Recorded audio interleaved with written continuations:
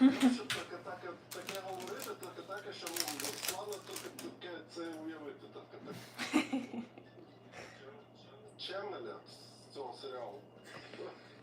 Прежде всего, только такая система определенной матрицы, где собрана только такая система определенных цифровых носителей, да, только такая согласно этим матричным программам, только такая данная площадка является только такой рабочей игровой системой, только такая для показателей структуры души. Ну це набір слів. Ну, це взагалі не має жодного сенсу, те, що вона говорить. Це от, знаєш, таке відхилення психологічне. Є багато подібних відео, одне з найвідоміших, там де жіночка кандібобер оця. Вона щось, я не тільки кандібобер, але й жінка, чи що вона там казала. Ну щось таке, наче ти слухаєш, воно якось окремо, якщо так особливо підрізати от просто 5 секунд окремо, то наче воно сенс якийсь ще має. А коли ти слухаєш довго це, то ти розумієш, що все, воно якось не в'яжеться, це якісь просто слова, які пов'язані між собою на дуже низькій дистанції. Знаєте, ми з Дімою дуже багато знімали на вулиці програму «Дурнів плюс один» ще давно, з 2011 по 2014 рік. І дуже багато працювали саме на вулиці. Бо частково і рубрики наші знімались на вулиці, і спільно з Дашою Ши, до речі, Даша, привіт, рубрика «До дошки», вона теж знімалась на вулиці. У нас були внутрішні такі правила, які ми для себе прийняли. І одне з таких правил було, якщо людина отаких досить часто зустрічається на вулиці, от прям видно, що трошки вона то не дуже смішно буде з неї тягнути прикол, розумієте про що? І тут от просто конкретно, мені здається, жіночку з таким ось так, я просто не можу її діагноз поставити, бо це не мій фах, але думаю, що так, якийсь такий серйозний в неї. І вони посадили її перед камерою, просто водять з нею біса, звісно, це набирає якісь перегляди і так. Мені просто здається, це якось, неправильно, скажімо так, робити. Але весело. А у нас так. В ефірі ваша улюблена рубрика «Тік-Ок. Хвилинка».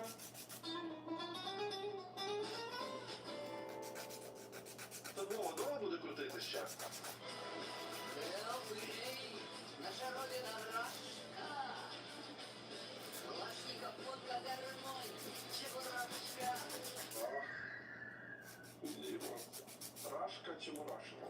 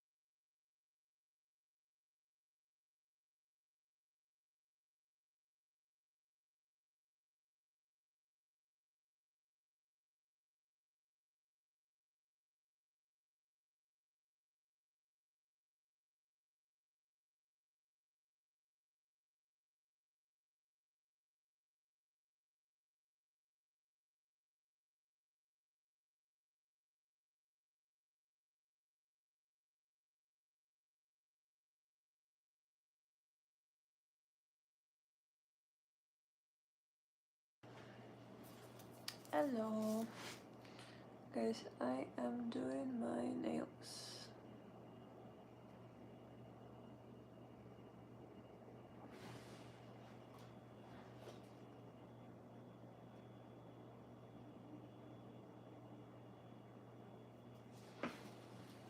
I'm the comparison. Hello.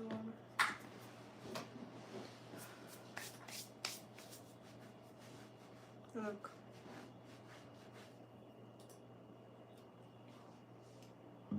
Date. That's the reaction. Where is my tea, guy?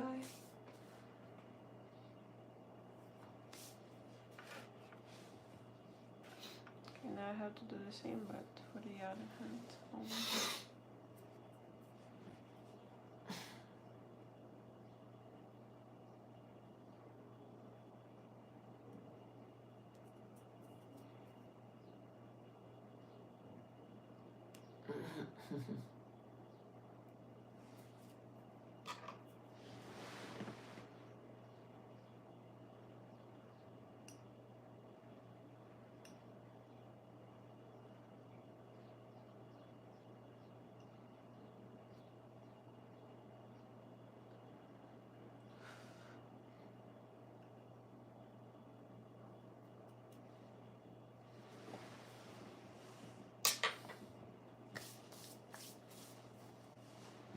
Hi, hello.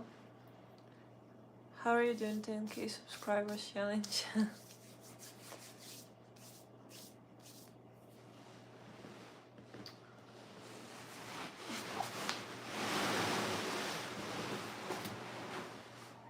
So, what? Kitty.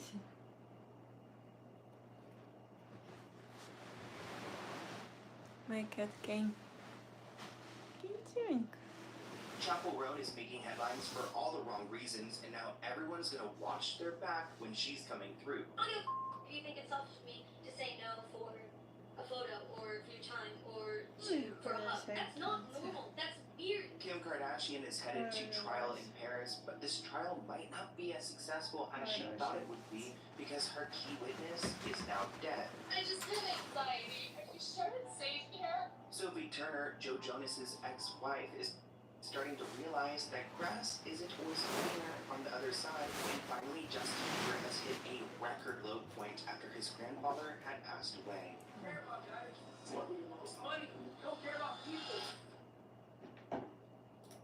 Let's get into it.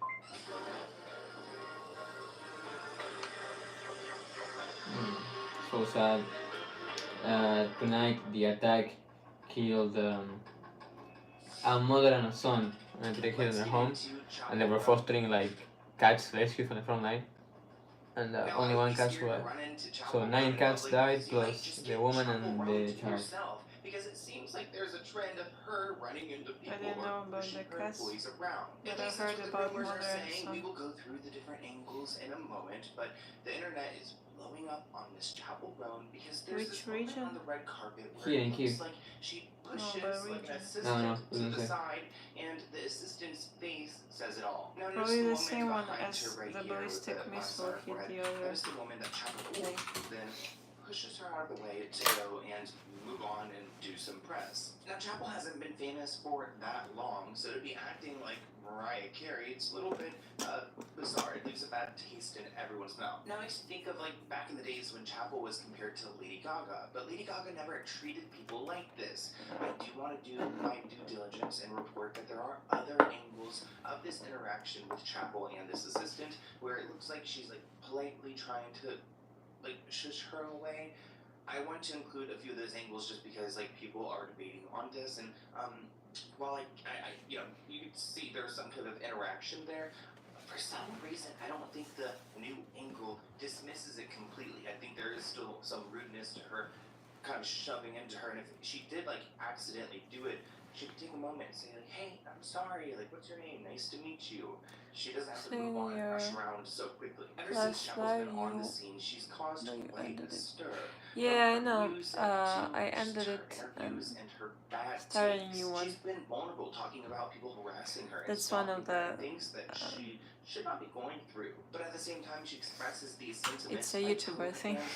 They're not allowed to take pictures with her and just trying to be famous, but not really do the work of someone who is Another famous. song It's video? not all fun and games. Like which one? Like the Starting a cover business I did comes with a or long like to-do my list. song? Creating a website, designing a brand, Hello. finding customers. That's where Shopify comes in. Shopify is the commerce platform trusted by millions of businesses worldwide, powering 10% of all e-commerce in the US. Hi. Turn your big business idea into with Shopify on your side. Sign up for your $1 per month trial and start selling today at shopify.com/Sloan. Go to shopify.com/Sloan, all lowercase. That's shopify.com/Sloan. If someone is a fan and I like have hit on them or something and like started like a relationship with them, I did not know they were a fan. That is scary to me. Yeah. Because I feel embarrassed and also I'm like, I don't trust you, and like, are you screenshotting everything we're saying? Right. Are you? I just I've become so paranoid about that stuff. Imagine Chappell Roan hits on you at a bar. The vibes are there. You're flirting. She's flirting. You exchange numbers. You guys share some cute flirty texts, and you decide to meet up and go on a date. You guys meet up at like a dive bar or something. Seems like where she'd go. You do the beer and shot thing. Everything's going well. Flirting continues. You're getting to know about Right. each other. And naturally, at some point, I decided already to paint you red. chat and you say, I'm sorry. "Actually, on the weekend, Because there's it will like a match my really pedicure, fun which I did change in yesterday, energy from Miss and Roan. it's red. Suddenly cold. Oh, that's kind of. I just like didn't know you were a fan. I just think it's Rolling kinda in the weird deep. that you didn't tell Oh. me. But this is our first date. Yeah, I know the song, yes. Also, do you know I will what most we like probably music? do a singing live Sometimes today, PR so training can make someone seem disingenuous, and Yes. sometimes Don't it's miss it. incredibly necessary. I don't if you think it's selfish of me to say no for a photo or for your time or for a hug. That's not normal. That's weird. I don't care that and harassment, stalking, whatever, is a normal thing to do to people who are famous. It doesn't mean I don't want it. It doesn't mean that I like it. then why did you become a star? Whatever the you think you're supposed to be entitled to whenever you see somebody. Like, she's not really the breath of fresh air that I was hoping our new generation of pop stars would have. She just seems a little bit entitled. We'll never forget this moment at the VMAs when she told a photographer to shut the F up.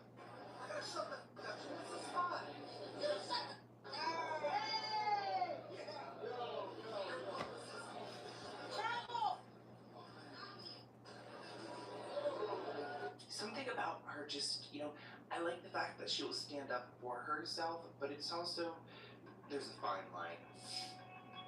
Let's get into Justin Bieber.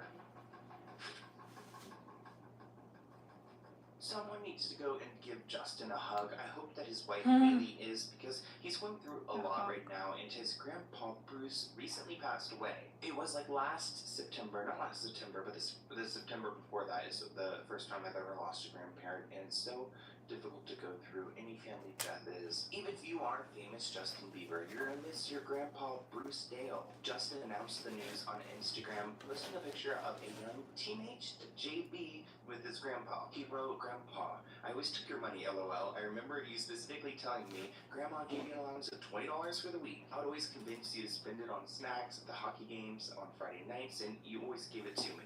Oh, nuts, Skittles, gumballs. Shout out to the referees for also enduring all my grandpa's heckling for all of your horrible referee calls. My grandpa wasn't shy in letting them know that they were being pieces of crap. I can't wait to see you again soon in heaven. Again, soon. Hopefully not too soon now. Someone else pointed this out in the comments. The quote, "I can't wait to see you soon in heaven." That doesn't sit right with me at all. Send love to Justin's way. Now it does seem like his grandfather passed away peacefully, so it wasn't like anything sudden or too painful. Justin plus Haley and their son Jack Blues are named in the obituary alongside his sons and daughters and great-grandchildren. It's really sad to see that he's going through this, Justin Bieber is, because he's going through so much right now. This person wrote, he hasn't caught a break. Another person a added that video on Justin it, a really whole needs video, a I don't know. hug. Love you, Beeps. What's I really may annoying try. as far as the Justin Bieber situation is 'Cause how the I'm paparazzi won't leave him alone. Like, are they currently following doing him, things, or is guys. his wife calling them? Why are You want they me to do there? like This a guy clearly doesn't separate want them to video, go like a around. short He's or like a struggling. video video? Now I he's can do starting a to post short, clips me on singing social Rolling media in the of Deep, him of course. confronting these Just paparazzi like who are just like outside the his way home, down we outside his go. workplace. And when you see the faces on these guys, they just look emotionless. I am doing nails, guys. So here's Justin leaving some, like, I believe it's a commercial spot. I don't think it's like his home. And just see all the flashes. I mean, even his own team, they're trying to use flashlights to combat the camera lenses, like so they shine it, see right there, into the lens to make sure they don't get their shot. But this must be such an uncomfortable feeling. Because of all these paparazzis, a lot of people told Justin to leave LA, but he said he's not leaving anytime soon. He's not going to get bullied to leave where his influence is needed the most, which I don't know if we need Justin's influence. We need more of a healthy role model. He said, I've also been caught up in the transactional nature of Hollywood. It's embarrassing, but with that said, I want nothing to do with that as a grown adult with a wife and son. I just want to be submerged in the culture, learning from any and everyone, and to be a proponent and an advocate for love and equality. Oh, that sounds nice. Maybe you should run for president. I mean, we all saw where that got Kanye West at. We did get a statement from Hailey and her team. They write, Hailey is not on the verge of wanting a divorce or leaving him. Just completely untrue. If anything, she's sad about how hard everyone is being on him now that he is finally coming back out of his shell. But a second insider said that Hailey's been in tears about his behavior lately. Things have gotten bad quickly. She's genuinely scared something bad is going to happen to Justin. So let's keep Justin Bieber in our prayers, everyone. Launching a business can feel overwhelming, but Shopify makes it easier at every step. Oh, nice. An Shopify ad. powers millions of businesses around the world, Yeah, including another 10% of the What? firms in the U.S. Yes, Brands another like ad. Mattel, Gymshark, and countless new startups trust Shopify to get them up and Just running.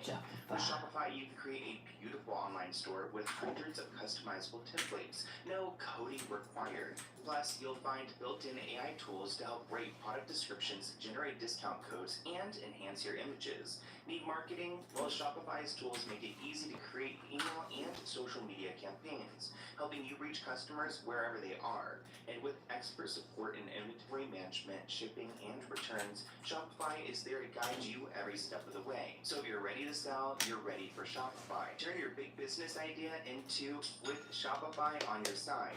Sign up for your $1 per month trial and start selling today at shopify.com/Sloan. Go to shopify.com/Sloan, my hand all like this. lowercase. That's shopify.com/Sloan. 2-minute video. Let's get into Kim Kardashian. I can try to do a color, guys. I cannot do everything in Now, we one all day. know about Kim's burglary back in Paris. Well, it's finally going to trial after so Black many and years. white. And there's something suspicious about this because one person who was to Okay. stand trial suddenly Hi died. from A Ukraine. prime suspect behind Kim's 2016 Keep Paris on. robbery has died before he can stand trial. Keep in mind, También people te on amo. her own Hoy. team were working with these criminals to dress as police officers and get into her room. And they stole about $10 million in jewelry. These men barged in and they actually tied up the concierge worker in the lobby as well and said, point us to the rapper's wife. And this concierge is very traumatized from this as well. Now, they initially arrested something like 17 people that were involved in this, and only 12 were sent to stand trial this week. Now, only 10 of them are going to stand trial, and I'll tell you why.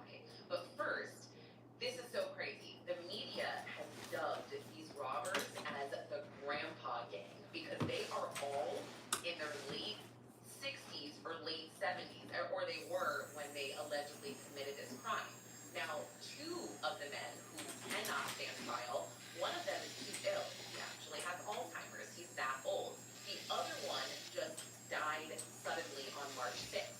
Now, this man Monsieur was actually the person who was responsible for selling the jewelry once it was stolen, but it turns out he died March 6th. What's even more suspicious is that officials have been very quiet about how he ended up dying. We don't really have a great explanation. Now, this is a conspiracy, but what if that man was trying to get immunity and was going to rat out other people in even bigger parties, more higher entities, and so they decided to get rid of him to save themselves. But you guys in the comments are going off. One person said that allegedly Kanye set up the robbery, while Michelle added, yes, he set it up. I always thought Kanye did it to be mean and controlling of Kim. Jessica wrote in the comments, comments, what was the cause of his death? Christopher wrote, it hasn't been released yet, but another person questioned whether it was pneumonia, because that's kind of like a common way that people suspiciously die. We see these celebrities or powerful people die at a young age, or when they are healthy, and they say it's because of pneumonia,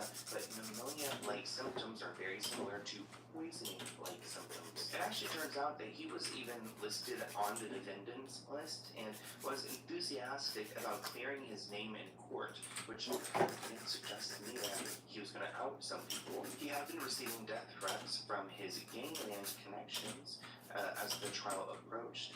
A source added that there was concern that he would name names. Kim is going to be flying to Paris in May to give a testimony.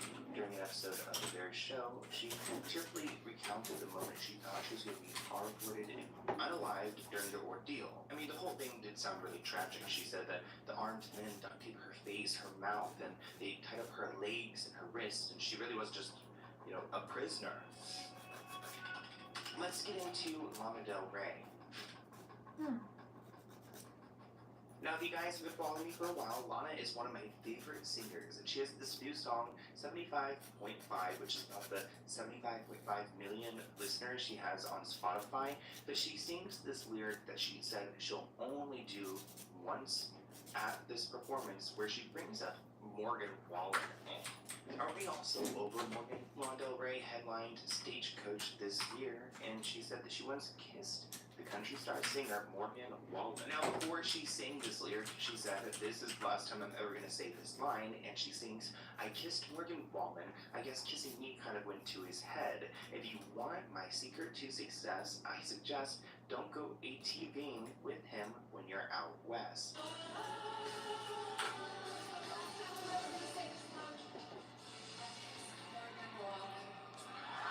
Morgan Wallen's probably like, oh God, he does not want this brought up here, and he has so much baggage.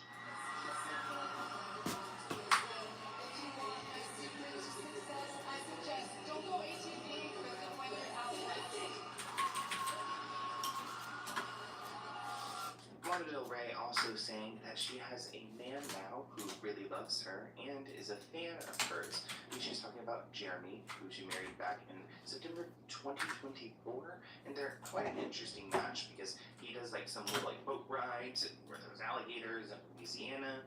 He's about 10 years older than she is. It's a big reason why I waited so long to get married and why I met my amazing husband, and I really feel like there's kind of a singer's curse around like meeting an honest partner who has no skin in the game, no dog in the race, and it's super nerve-wracking to have to kind of hold on to an innocent perception of how things could go when you're in an industry where maybe your values and your morals don't quite match up with what's going on.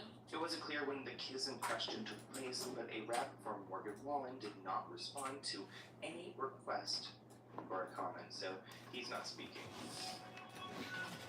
Let's get into Stagecoach. Since we're talking about Lana Del Rey, let's talk about the fact that Diplo, Hello, Nelly, guys. and Nick Carter were all there. See you all men who soon. have been accused of R-wording people, especially Diplo. We've actually spoken to one of his most outspoken accusers before on this channel. Now, this blog brings up the fact that there are random people attending Stagecoach who aren't necessarily country, like Nelly or Diplo. They write, once again, it begs me the question of how many women need to credibly accuse these men of these kind of horrible things before we start to take those accusations seriously. At least 3 women have accused Nelly of misconduct, and he was arrested last month for possession of some drugs and a warrant.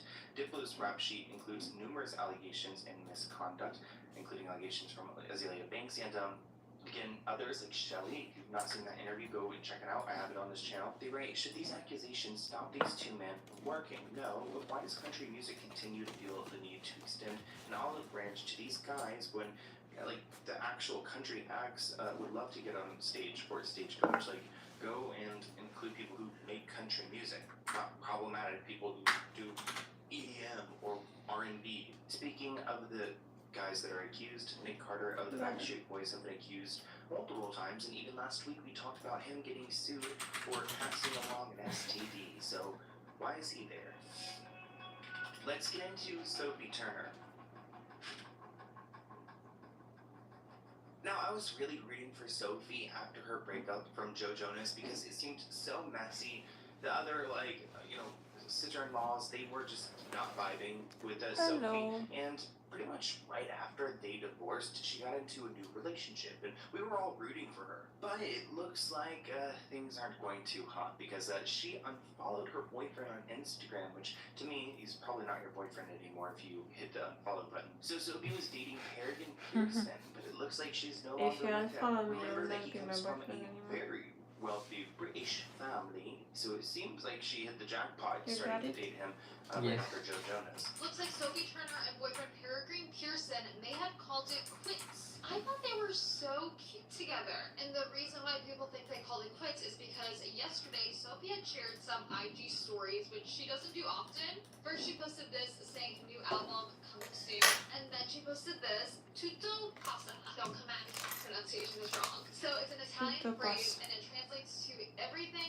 Tutto But passa. the main Really. reason why people are suspecting Like of Americans breakup cannot is do because any other Sophie accent but unfollowed American. Peregrine.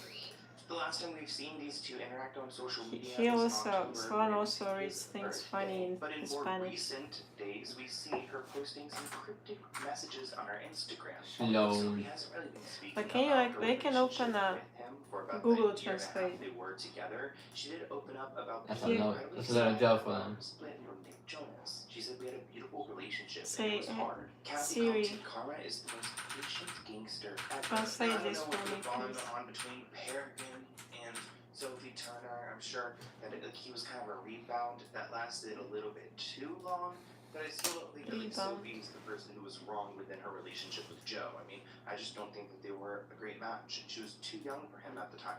They got married really quickly, started their family. She needed to go live a little bit. But shut Let's up, get dude. into Dorit Kemsley. Now, I don't watch a lot of Real Housewives, but I do know enough about Dorit and her relationship with PK because they're always talking about it. Dorit would not be reconciling with her estranged husband. She's filed for divorce from PK, and it looks like a custody war could be brewing. According to documents, it looks like Dorit is asking for legal and physical custody of their two children. They have an 11-year-old and a 9-year-old, so still very young. In the divorce documents, Dorit's attorney, Samantha, requests spousal support from PK. So it looks like she's also going to get like a, little extra spousal support. Is that like that's like a rich people and a celebrity people thing, right?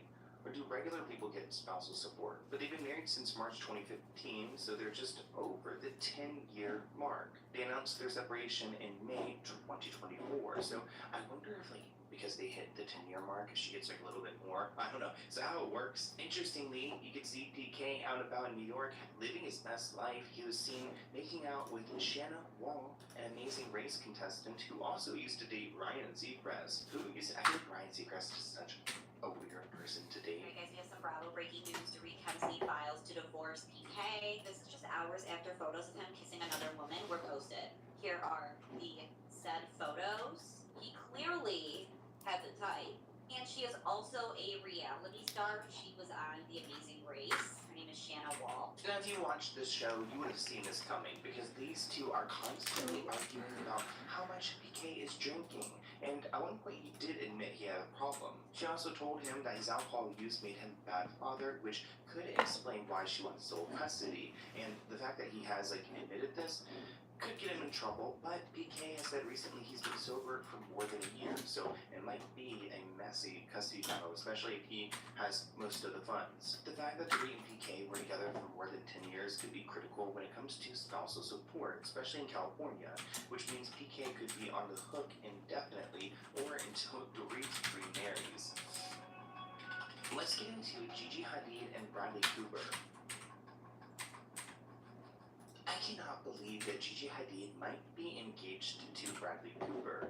They were celebrating her 30th birthday at Saks Fifth Avenue in New York City on Friday night. She was surrounded by a bunch of fellow celebrities: Anne Hathaway, her sister Bella, Bella Hadid, of course. And who do you guys like more? Do you like Bella Hadid or Gigi Hadid? I think I haven't heard of Gigi Hadid in so long. But I do love Bella because of the weekend and her relationship. Anyways, Gigi was spotted wearing a ring on her ring finger. However, she was also rocking numerous other rings on different fingers. So maybe, it was just a stylish thing, but I don't think so. Gigi and Brad were first romantically linked in early October 2023 when they were spotted getting dinner together. Gigi later revealed that they first crossed paths at a backyard birthday party for a mutual friend's child. Okay, very random. Every time I see Gigi Hadid and Bradley Cooper together, I always think like I'm dreaming. Like I always forget that they're dating. And I just cannot get over that they're dating because their age gap is like 20 years, 2 decades. Like I need to know what these two talk about.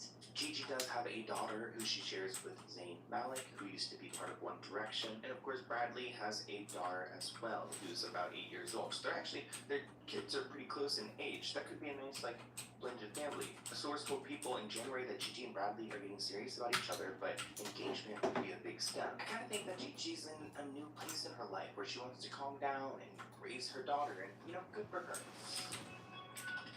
Let's get into Travis Kelce. Taylor Swift has been kind of boring lately. We're not, getting a lot of information, so I was excited to see her messy man, Travis Kelce, unfollow Ryan Reynolds on Instagram. Taylor Swift's drama with Blake seems to be heating up, with Travis riding hard for his girl and hitting unfollow on Ryan Reynolds' Instagram.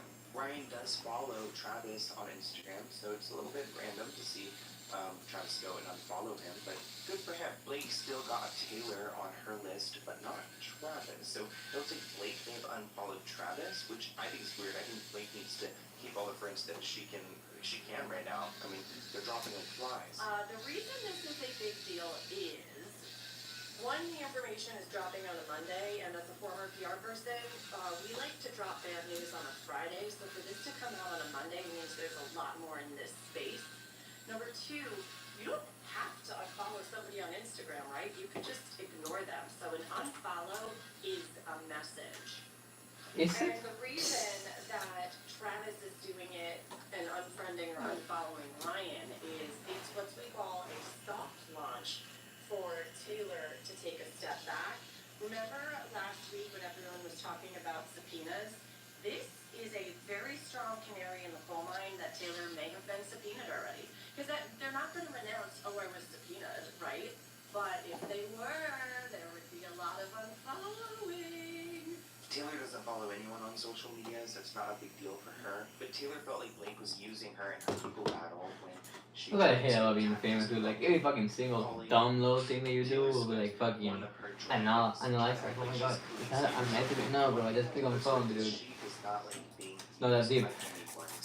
Using her as like a weapon, weaponizing her, it's just not gonna fly. We also told that Taylor showed up at Blake's place when Blake asked, not knowing there would be a whole meeting going on. Imagine Lukashenko following Putin. Is that a message? I mean, the new regime is coming? What does that mean? Is he going non-dictatorial? Democratically?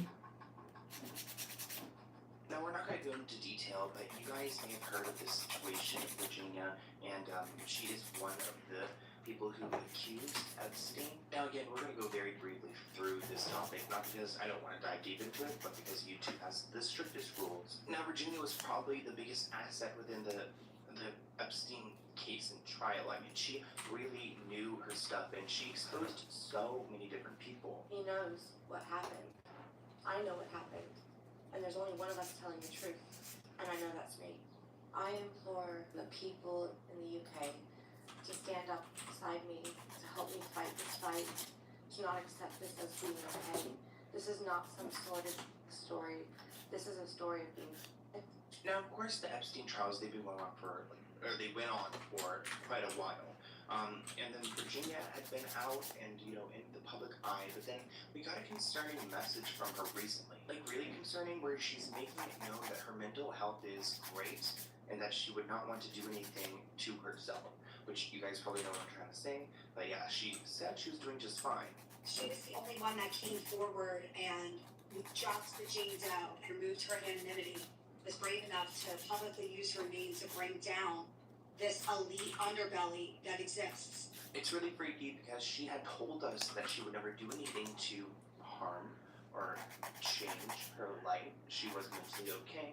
So to see that now she's no longer with us, I mean, of course it raises eyebrows because like what would have happened next? Like, was she planning on doing something, releasing a book, or are we gonna get more names? We really don't know. We might not ever know now. So I'm sending love to Virginia's family and strength to all those people who were involved in that hell of a situation. But what do you guys want me to talk about next week's episode? I hope you enjoyed this episode. Let's get into a podcast and I'll see you soon. Bye guys.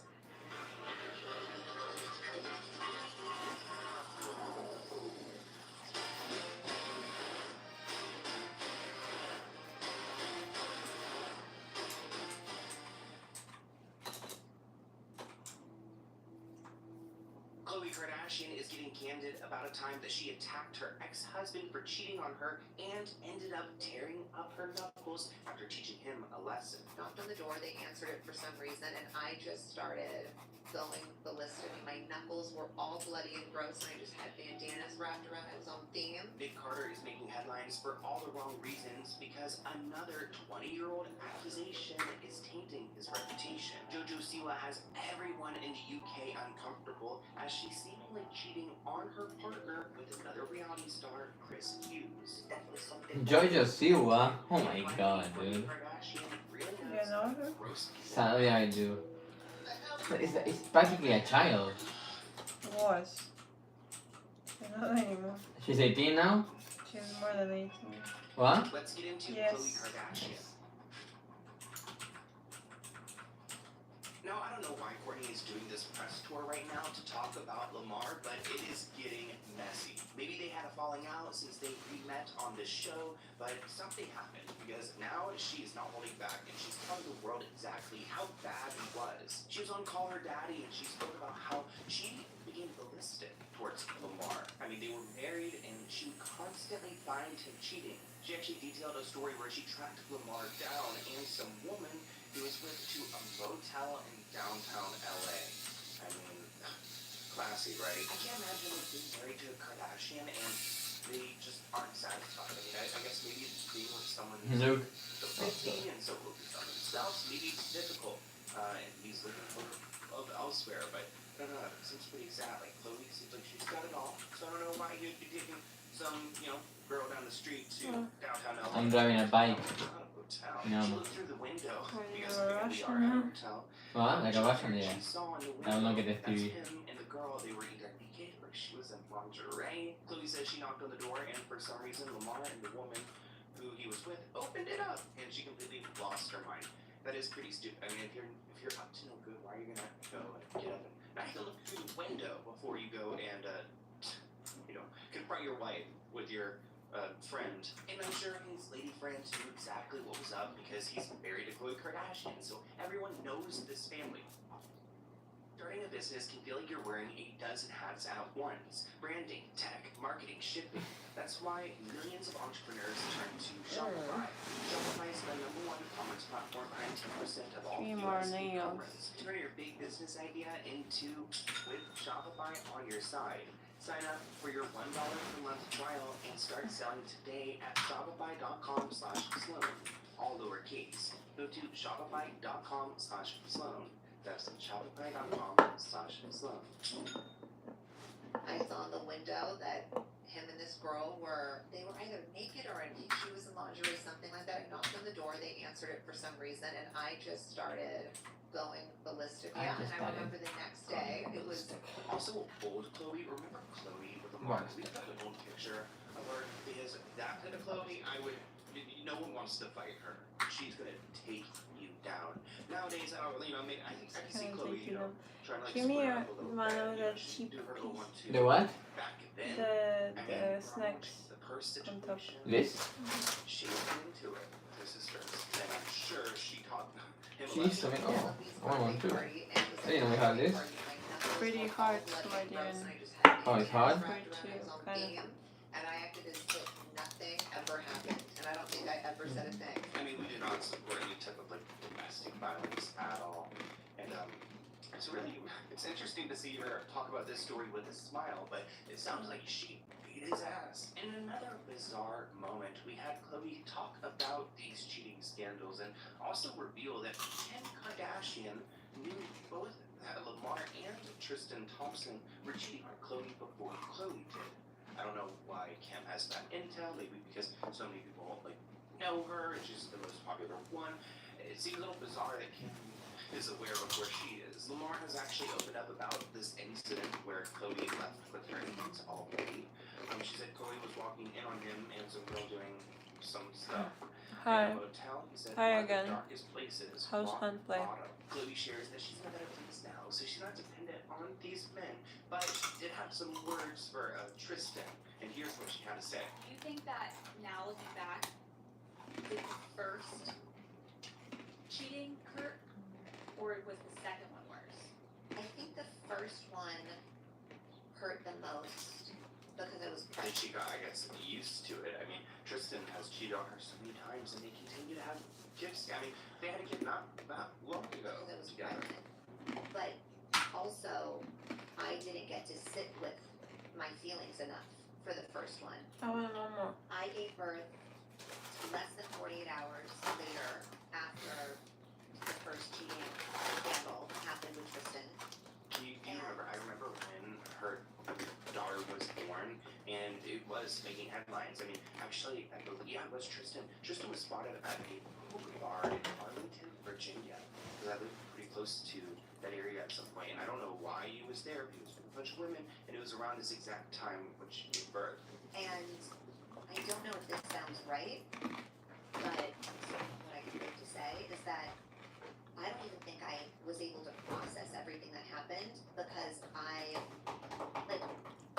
think if I maybe was 6 months pregnant and that happened, I probably would have walked away and never went back. But because I gave birth less than 2 days later, and then you're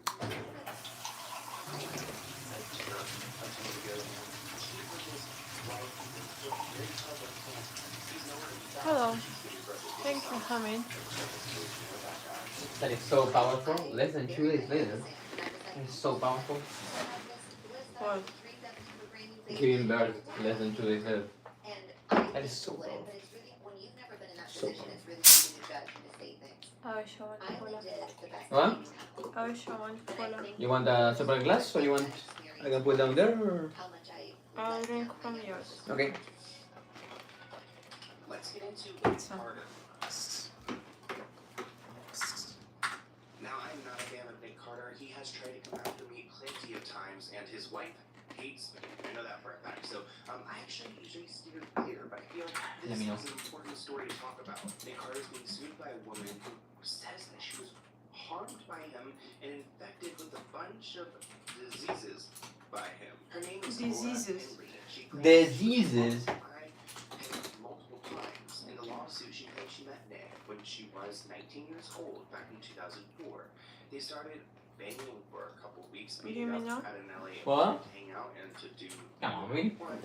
She says she asked him to wear protection, but he refused and told her he was clean. You know, this story sounds Protection, so like easy. sex I mean, protection? if Laura was violated by this man, she's gotta speak her truth. Nick Carter is facing more legal trouble. The Backstreet Boys singer has been Thank accused of transferring sexually transmitted diseases by a woman named Lauren Penley, according to documents obtained by People magazine. In the lawsuit, per People, Penley alleges that she met Carter, who is the older brother to the late Aaron Carter, in 2004 when she was around 19, and they began having Around a consensual 19. relationship for several weeks. During this time, she alleges that she asked Carter to wear a condom, but he refused. He was still clean from STDs. Now, the timing is interesting because we are currently in 2025 and we're Are we? talking about an incident in 2005, which was I around? Maybe it was, but I don't remember that year. A little bit too far back for me.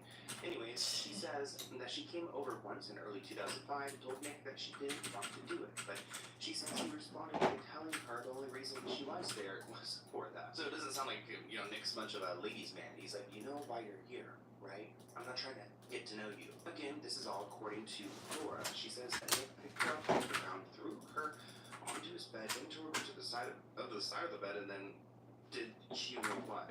Worse than you could imagine. And she claims that they told her to keep it a secret because no one would believe her. She says a couple months later he apologized and asked to see her again. Now Nick's legal team is responding saying they don't know who Laura is and that he's never done anything with this woman. They claim that Laura has a documented history of financial and legal trouble and has filed bankruptcy and has been sued for fraud. So they're saying that she's just making this all up, which it is interesting to hear the timeline of this because we've heard about allegations before and they really happened within Hey, these early I'm fine, thank you for asking. No way, dude. What if starting your business didn't feel so overwhelming? Because let's be honest, it's Doing not just my about having a nails. great idea. It's It's designing taking the a lot of site, time, creating guys. copy, Sorry I creating cannot videos, respond to shipping you the like product. right It's away a lot. because But that's exactly where Shopify I'm trying to comes in. finish this as Shopify fast is the as commerce possible. platform behind millions of businesses around the world. I am from massive Ukraine. brands like Mattel and Gymshark to solo creators and first-time Ucraina. In fact, 10% of all e-commerce in the US runs through Shopify. It starts with design. Shopify gives you access to hundreds of ready-to-use templates so you can build a beautiful online store that matches your brand. Then it actually helps you grow with AI tools that can write product descriptions, generate headlines, and even enhance your product photos. Turn your big business idea into with Shopify on your side.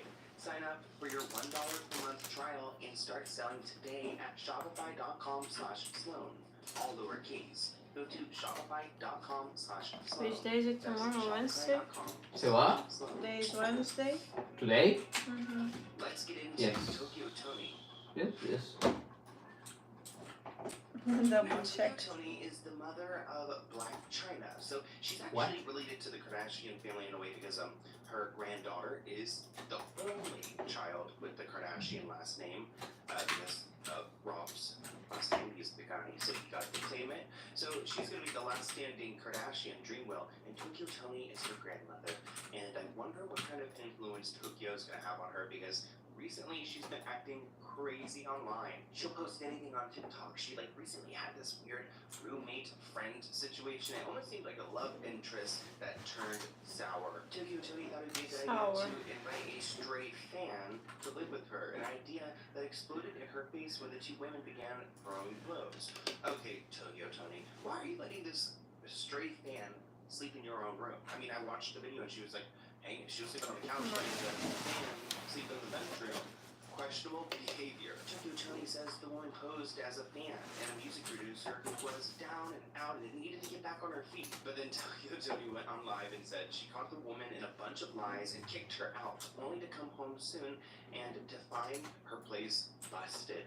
This woman came and destroyed everything. You know what she did? She tore my house up. She busted the back window out. Yeah, she used the vacuum. She used the vacuum to bust the door. Why is the vacuum outside? Stole my jewelry box, stole my safe. Knocked this over, took all my shades, all my glasses, all my shit. Stole all my shit. No, hey, get my house. As soon as we left, we were trying to help people. She's in your house. You don't know that's a bitch. So far, we had about, we about at 98,000 that she took out of here. My phone got in a couple days, you know? That's all. She's saying that there's $98,000 worth of stolen goods. I mean, what does she have in her house? I'm not buying it. Tokyo Tony ended up confronting Not buying who it. happened to be lingering in the area, sketchy, and the two began punching each other, but for totally different reasons. Now, the woman claims that she told Tokyo Tony that she did not want to get into it with her. She did not want to go down on her, and that is why they started to feud. But at the end of the day, I mean, Tokyo's house looks like a crime scene, so who's going to pay for that? Let's get into Kourtney taxpayer. Kardashian and her crumble cookie. Now, I'm not a big fan of crumble cookie because it's a little bit too sweet for me, but fans are not liking what Kourtney Kardashian put out. Each of the Kardashian sisters had their signature cookie and a collection of 6 that fans were able to go and buy.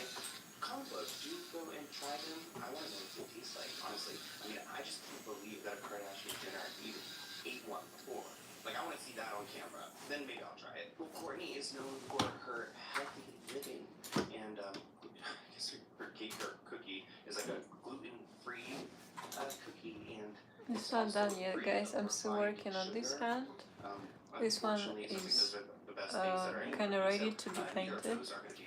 Over the past week, the cookies have been going viral, but for all the wrong reasons, because fans cannot get over how bad Courtney's cookie is. And I almost wonder if this is intentional to get people talking.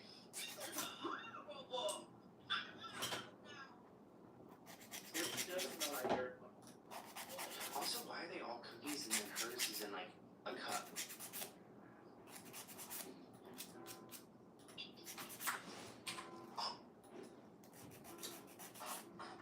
Oh wow. What the hell? What the hell, Courtney?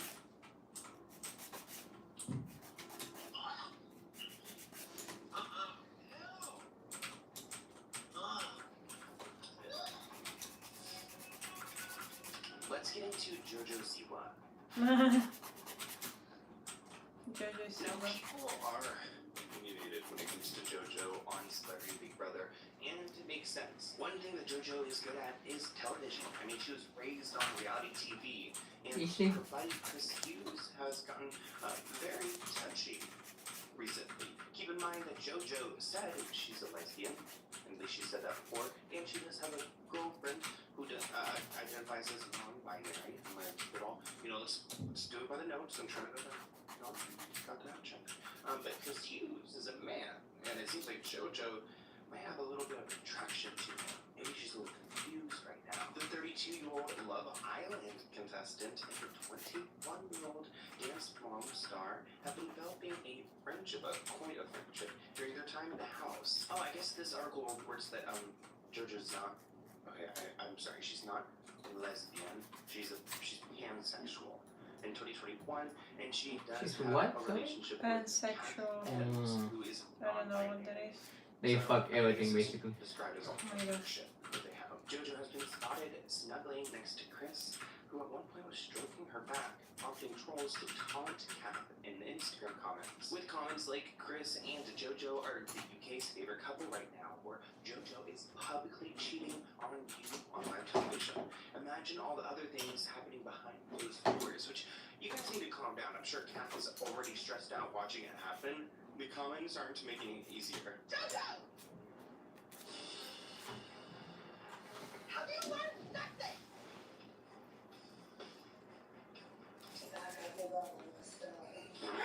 I should buy a mattress. A mattress? Like for the under the keyboard shit, you know what I mean? Like the ones we saw on the Chinese site. Like carpet. Yeah, you know what I mean. Mattress. I was like, what the fuck? You're going to sleep separately from me? We're gonna call it right now. Actually, really started because she got into a feud with Mickey Rourke. He is another celebrity who's there, and he's made some really nasty comments. He eventually got himself kicked out, not because of Jojo, but in general, because the guy is offensive, and he even at one point stated that he could turn Jojo straight, which, Mickey, it might not be you, maybe Chris, but not you. But actually, Jojo's girlfriend responded to Mickey and Jojo's interaction on her Instagram or on her TikTok. So here's a video of Kat, who is right now Jojo's partner, until we see what happens in the Big Brother house. He asks her if she's into boys or girls. She answers that she is gay. He then proceeds to tell her that he's gonna turn her straight if he's in the house long enough. She shuts it down. That's what usually you say. I'm gonna turn you straight. Partner Kat, speaking against Mickey Rourke. Ew, this is like such a sick scene. So I guess like in the Big Brother house, which I would love to be on that show one day, they had a challenge, I guess you could call it, where they all had to pretend they were cats. They had to dress and behave like cats for the day. They were even given litter trays, litter boxes. Oh God, it makes me gag just thinking about the smell right now. God, I'm barking over here because we're talking about cats. Nah, bro. All the things make you gag. Move on.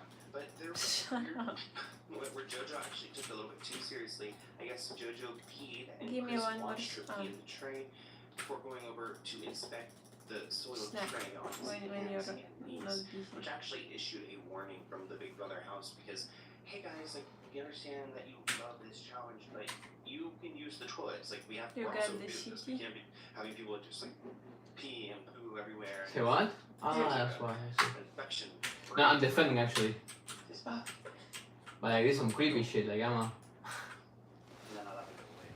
We got the lasers. Oh, what a nice writing. How did you do that? I am doing my nails. Yo, amor. We got the lasers. My name is Sophie. I mean, stage fright from her or all the cameras pointing at you? Oh, and those are all enemies? Friendlies. Greetings from Germany. Guten Tag. Hallo, herzlich willkommen. Wie geht's? Wie geht's?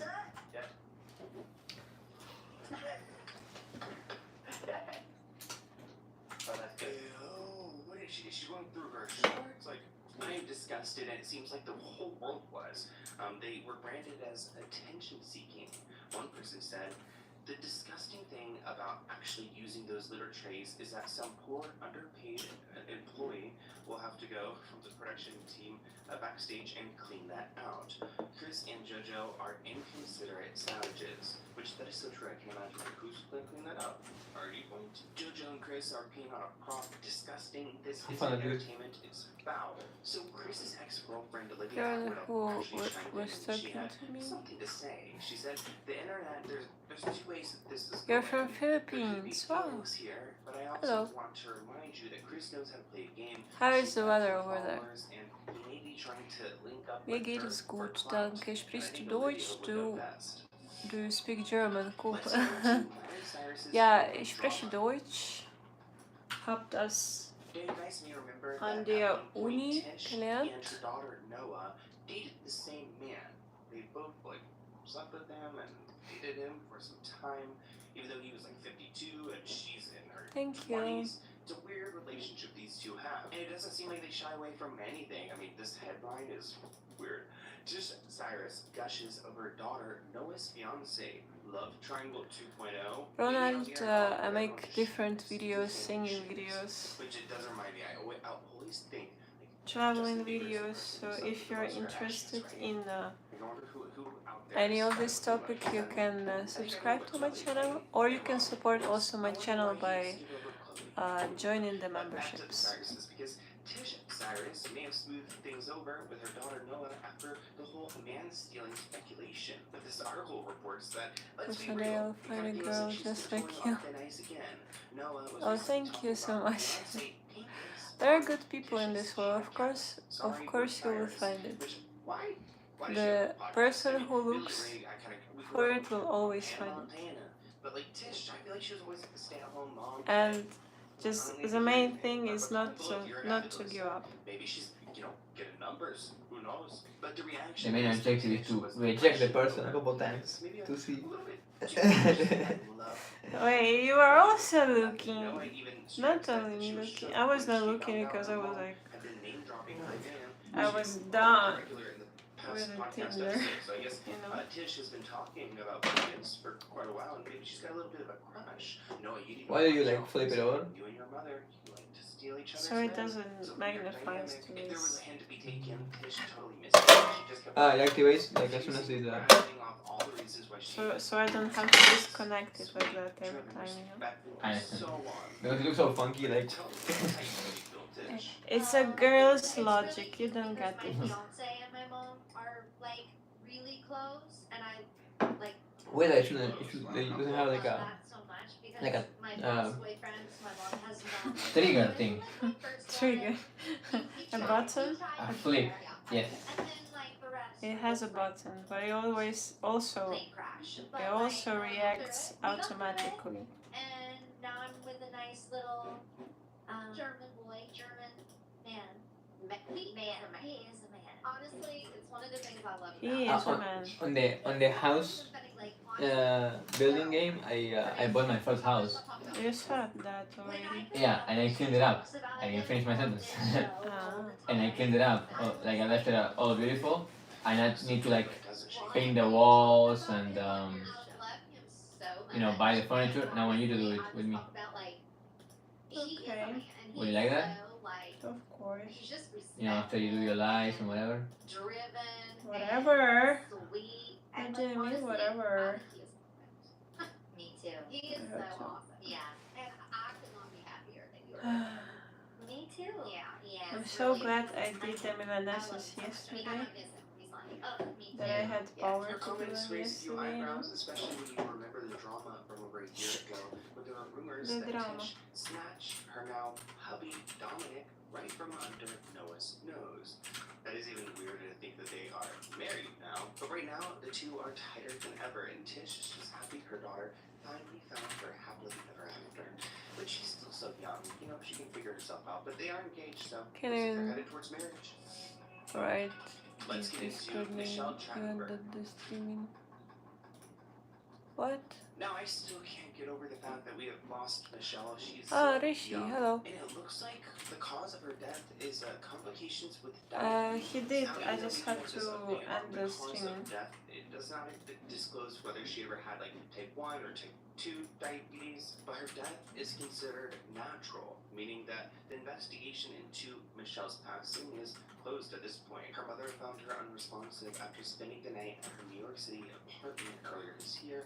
Paramedics were called, but they pronounced her dead at the scene. Now, we did learn that Michelle had a liver transplant in the lead up to her death, and according to the Health and Resources Services Administration, about 20% of liver transplants in 2023 were done on patients with fatty liver disease, a condition which is linked to diabetes and obesity. Now, you may remember Michelle from Nickelodeon projects like The Adventures of Pete and Pete and Harriet the Spy.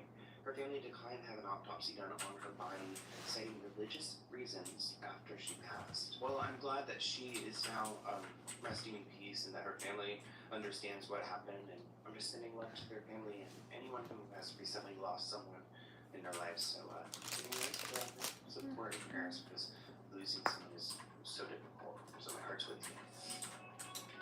Let's get into Cassie and Diddy.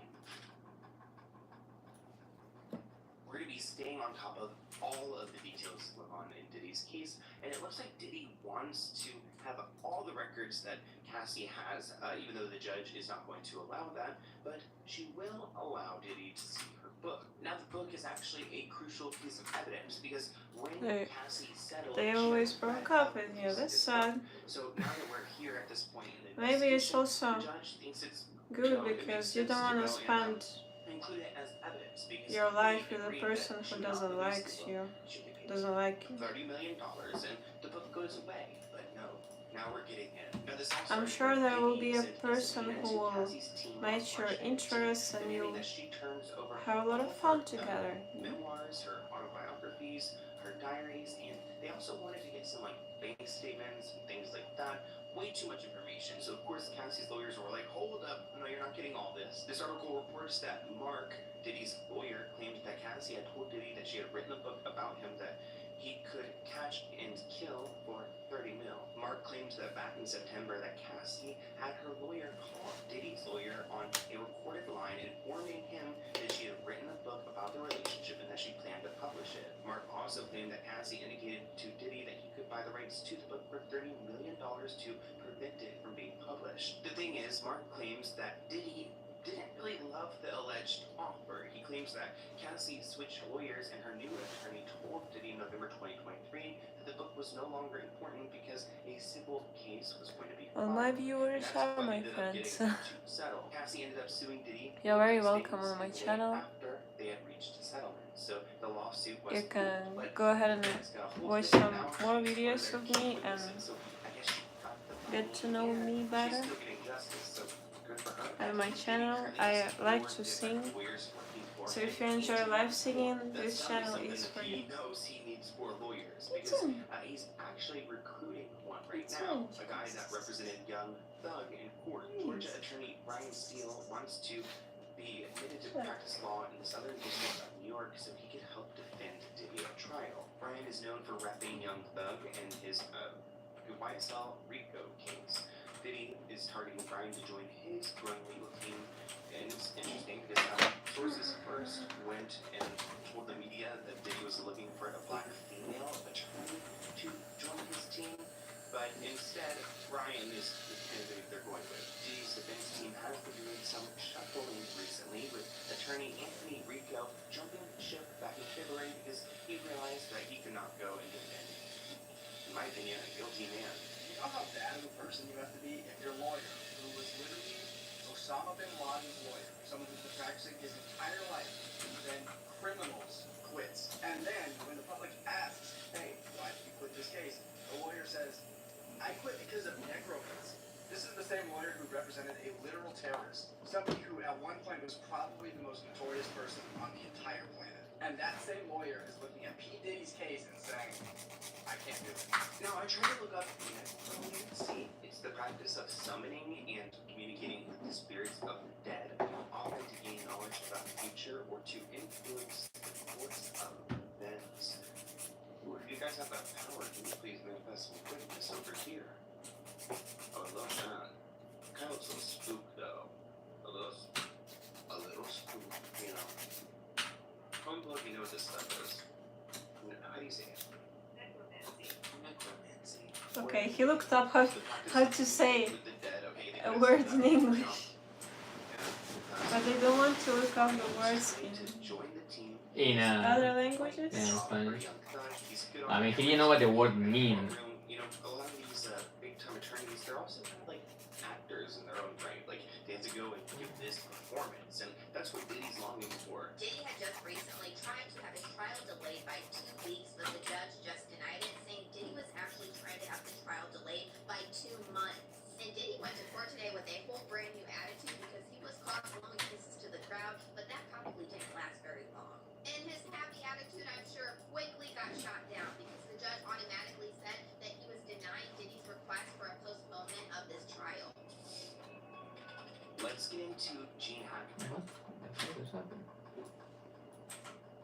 I feel so bad for Gene because every time we get an update, we see how badly in shape he and his wife Betsy were. Dead rodents and their nests were scattered across 8 detached outbuildings on Gene Hackman and his wife's property in Santa Fe, New Mexico. They conducted an environmental assessment back in March, 1 week after Gene was found dead in the same house. And it looks like they died from HPS, which is caused by hantavirus, which also can come from rodents. The deadly disease spreads through rat and mouse urine and droppings, and often cleaning out attics or basements. In their case, it looks like the mess was found in 3 garages, 2 casitas, and 3 sheds on the property. A live rodent, dead rodent, and rodent nests were found in the 3 detached garages. There's also 2 vehicles on the property that shows up. But The entire estate was infested, and that's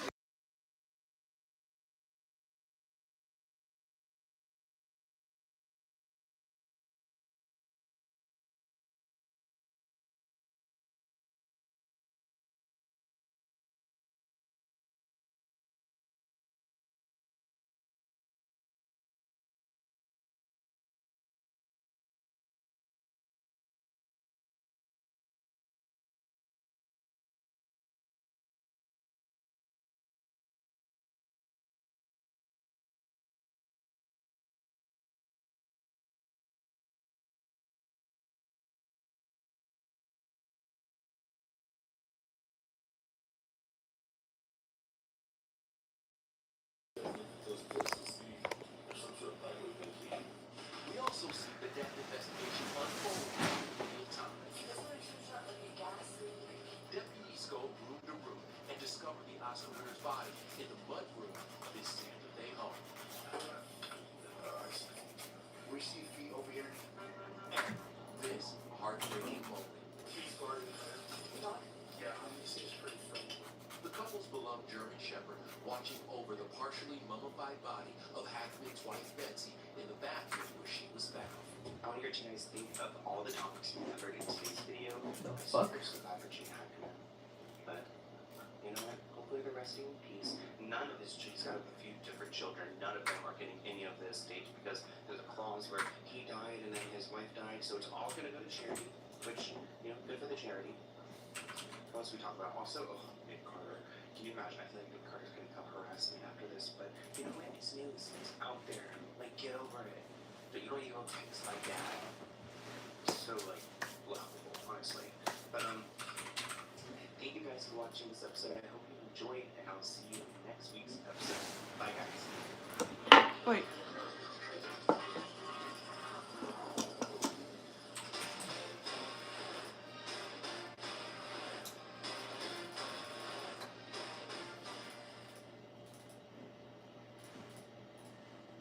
Russell Brand tried to rebrand himself as a Christian last year after 2 decades of allegedly committing crimes and going after vulnerable women.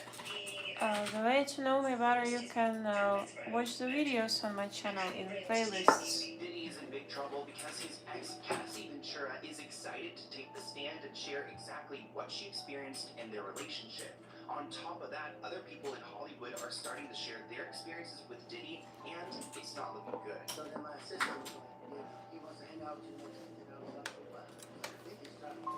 Wendy Williams has hired a new lawyer who is determined to free her, but the judge in her case does not like the media attention, and this lawyer likes to make a big fuss. So either Wendy is closer to freedom, or she's going to be headed to a more intense facility than where she's been locked up. She's clean. She's fine. Just free her. A K-pop girl group, Kiss of Life, found themselves in trouble after a mockery of a live stream that left a lot of their fans disappointed. That's hip-hop culture to y'all. Dressing like that, acting like that, talking, terrible accents, eating collard greens and cornbread. And finally, Snow White is starting to cause more Are you problems for hungry? Disney as the lawsuit starts Okay. to stack up and tension behind the scenes is boiling over. Are you? I'm asking Let's so get into like it. then I'll finish my nails and then we'll Yeah, like in 30 minutes. And, no, not in 30 minutes. Like in 30 minutes I will just finish shaping them. Katy Perry's Yes, I- ex-husband and the So even more? comedian Russell Brand has found himself in really Yeah, so big that's why I'm trouble. asking. I Russell's can do a facing break. onward No, and good, escape good. charges from 4 Thank you, thank you. separate alleged incidents dating as far back as 1999. Now, it looks like detectives began investigating Russell after a series of allegations were made against him in 2023. But what's interesting is that the police, they were able to bring 4 charges against Russell, but they date back from 1999 through 2005. So I don't know why, like, about 20 years later, they started investigating it. Maybe one of the, victims came forward, and that's what really started this. But either way, the police must have a lot of evidence if they're going back 20 years plus for the 1999 incident and pursuing him, as they should. But what's interesting is that Russell isn't currently in police custody. Yeah, he's been charged with these crimes, but it looks like he's going to be expected in court in May. That's when he will release the charges. So the police, I don't know exactly how it works in London. Maybe they weren't able to go just pick him up yet. You've got to go and get convicted of these charges to be held. Well, what do you know? Russell Brand has officially been charged with these allegations. Allegations. There's nothing there. He's not getting charged. Well, he's getting charged. Does that mean he's been found guilty? No. But it means there's enough to charge him. Wait, there are so many people on this platform who have been platforming him like he's some good guy, and he took the Maha movement and jumped onto that. This is a dangerous, scary individual whose time is officially up for. Russell Brand has always given me really bad energy, especially when I saw that he and Katy Perry were together. She was kind of on her rise and doing really great in her career, and he always seemed so negative. Now, Russell is currently denying all of these charges, but it doesn't really matter because there are more and more people coming forward. Actually, the Sunday Times released a joint report of multiple women claiming that Russell harmed them between the years of 2006 through 2013. So we're seeing this pattern continue. It's not just 1999 through 2005. It's up until 2013 now. A couple months after the report came out, Russell was sued by a woman claiming that he had SA'd her on the Arthur movie set, another claim that he denies. What's freaky about this is that he can keep denying and denying all he wants, but if this is true, it's going to come to light. Or at least we would hope it would. You know, we're going to talk about Diddy next, but not to get ahead of ourselves, but I do think there's a world too where there's just, I mean, we all see it, there's no justice here. And I don't exactly know if It's not done yet. You see, it takes a lot of time. until the day he dies, or I don't know what the prosecutors have against him, but it must be rather damning. Either way, I told you earlier. I wouldn't say you can contact me, I'm sorry about that, but in case my videos are brightening your mood, you can always watch my videos and yeah. Okay. I mean, we've already got documentaries about Russell. So, at this point, I don't know why he's denying. He might as well Didn't just you say that you're be going to sleep? self-comfortable himself. I was crying, and he said, "Oh, I only want to see you." What is the time over there? How Sunday?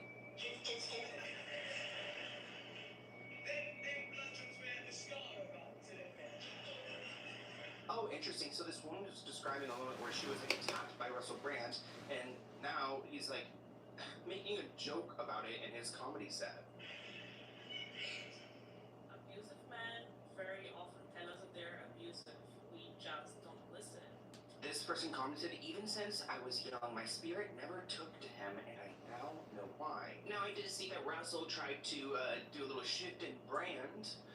He tried to, like, embrace Christ, which I'm glad that he has found God. PM. But it also seems very convenient. He got I see. baptized in April 2024, and it just seems like he did so much evil that maybe he realized it was going to catch up to him, so now he's trying to Ouch. rebrand, Russell Brand himself into a Christian, even though it's not quite, it's not working, especially when there's I'm no almost accountability done for what shaping you've them done. though. They could cause people and probably the guilty feel for it. Now, when it comes to Russell Almost. Brand, it kind of reminds me of the situation with Bob Saget. He's no longer with us, but you know, there were moments where he made jokes about Mary-Kate and Ashley that ended up haunting him later on in life. Well, I feel like now that we're starting to see who Russell really is, a lot of his past career, it's, you know, it looks different now. It aged very badly. In one old clip, Russell admitted that he could get his assistant to do anything, like get naked and massage a radio DJ. Now, this is back in 2007, but Russell was chatting on the phone in an interview aired on BBC Radio 2. He was talking to Jimmy Savile back in 2007, like I said, and he told Jimmy he would love to meet him someday. Jimmy joked that he doesn't meet men alone, but interesting. What's wrong with Jimmy where he can't be in a room with a man alone? But if Russell Brand had a sister, he could happily meet her. Russell responded saying he doesn't have a sister, but he does have an assistant who greets, meets, and massages anyone he tells her to. Russell says that his assistant is very attractive. Jimmy says she's welcome to his home anytime, preferably wearing nothing at all, which Russell agrees to. And maybe you could just like chuck this up to bad humor, like just comedians who really aren't that funny. But I mean, at the same time, you must like acknowledge like this is a boss talking about his employee. It shocked me how in 2007 like this was on the radio and people didn't even think twice about it. It'd be very nice to meet you one day, Mr. Jimmy Savile. Just If you've got a sister, you could meet me by bringing her along. I mean, I haven't got any sisters, I but don't usually meet fellas, but if you've got a sister, that's okay. I've got a personal assistant called, and part of her job description is that Give me one more snack, please. This Jimmy guy is so creepy. One Like, why more. can't he meet What's a up? man? One more It's snack. like, oh, he'll meet with you if you have a sister. Why? Because he's just gonna stare at your sister the entire time? Like, there's something so pervy about that. Like, what is up with this guy? greets, meets, massages. She has to do it. She's very attractive, Jimmy. Well, that's a good start. But What kind of start, you could send her along. Thank you, it's not done yet. Would you like her to wear anything in particular to Jimmy? I'd actually I will do it after Right, this. so you want my assistant to meet you naked? Okay, I just well, wanted that's to actually have gonna be- longer nails, so that's why I'm like shaping them. Let's get into Diddy. And then I'm going to add some color and design, just like on my pedicure. Because the feds just brought 4 charges on your case, and the feds, they don't play. They're not going to just add anything. Like any normal investigation, you know, they start their case, they start this investigation, but there's so many people and like celebrities and ties that Diddy has that I'm sure it takes time to really uncover more of the truth. And I actually feel more confident in justice system seeing them add on these additional charges that are on, because they are continuing to investigate this man. The more people that they meet and things like that, they're unlocking doors and maybe tunnels under LA. Diddy's facing new criminal charges in his case because prosecutors hit him with their Alright. It looks like they're adding 2 more charges. One for trafficking by force, fraud, or coercion. So forcing these people to do these things, to get intimate with people against their will, and telling them that if they don't, he's going to like force them to fraud them into it or coerce them. And he's also getting in trouble for transporting people around for these different acts. The feds say the new charges stem from allegations against Diddy from 2021 through 2024, which is insane because this is so recent.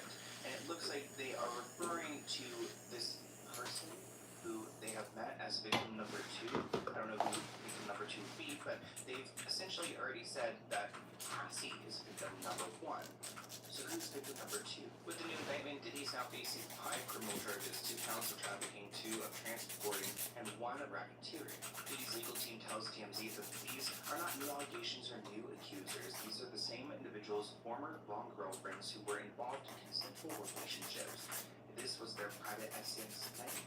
So they said they consented to these things. They're clearly saying they did not. Now I want to spend a second and try to think about who victim 2 could be, because we noticed that in that text they said that it happened between the year 2021 through 2024. So looking at his timeline of people who he has been dating, Young Miami, a rapper from the girl group City Girls, was dating him through 2021 through 2023. We also have Dana Tran, who is a model who also dated him around the same time.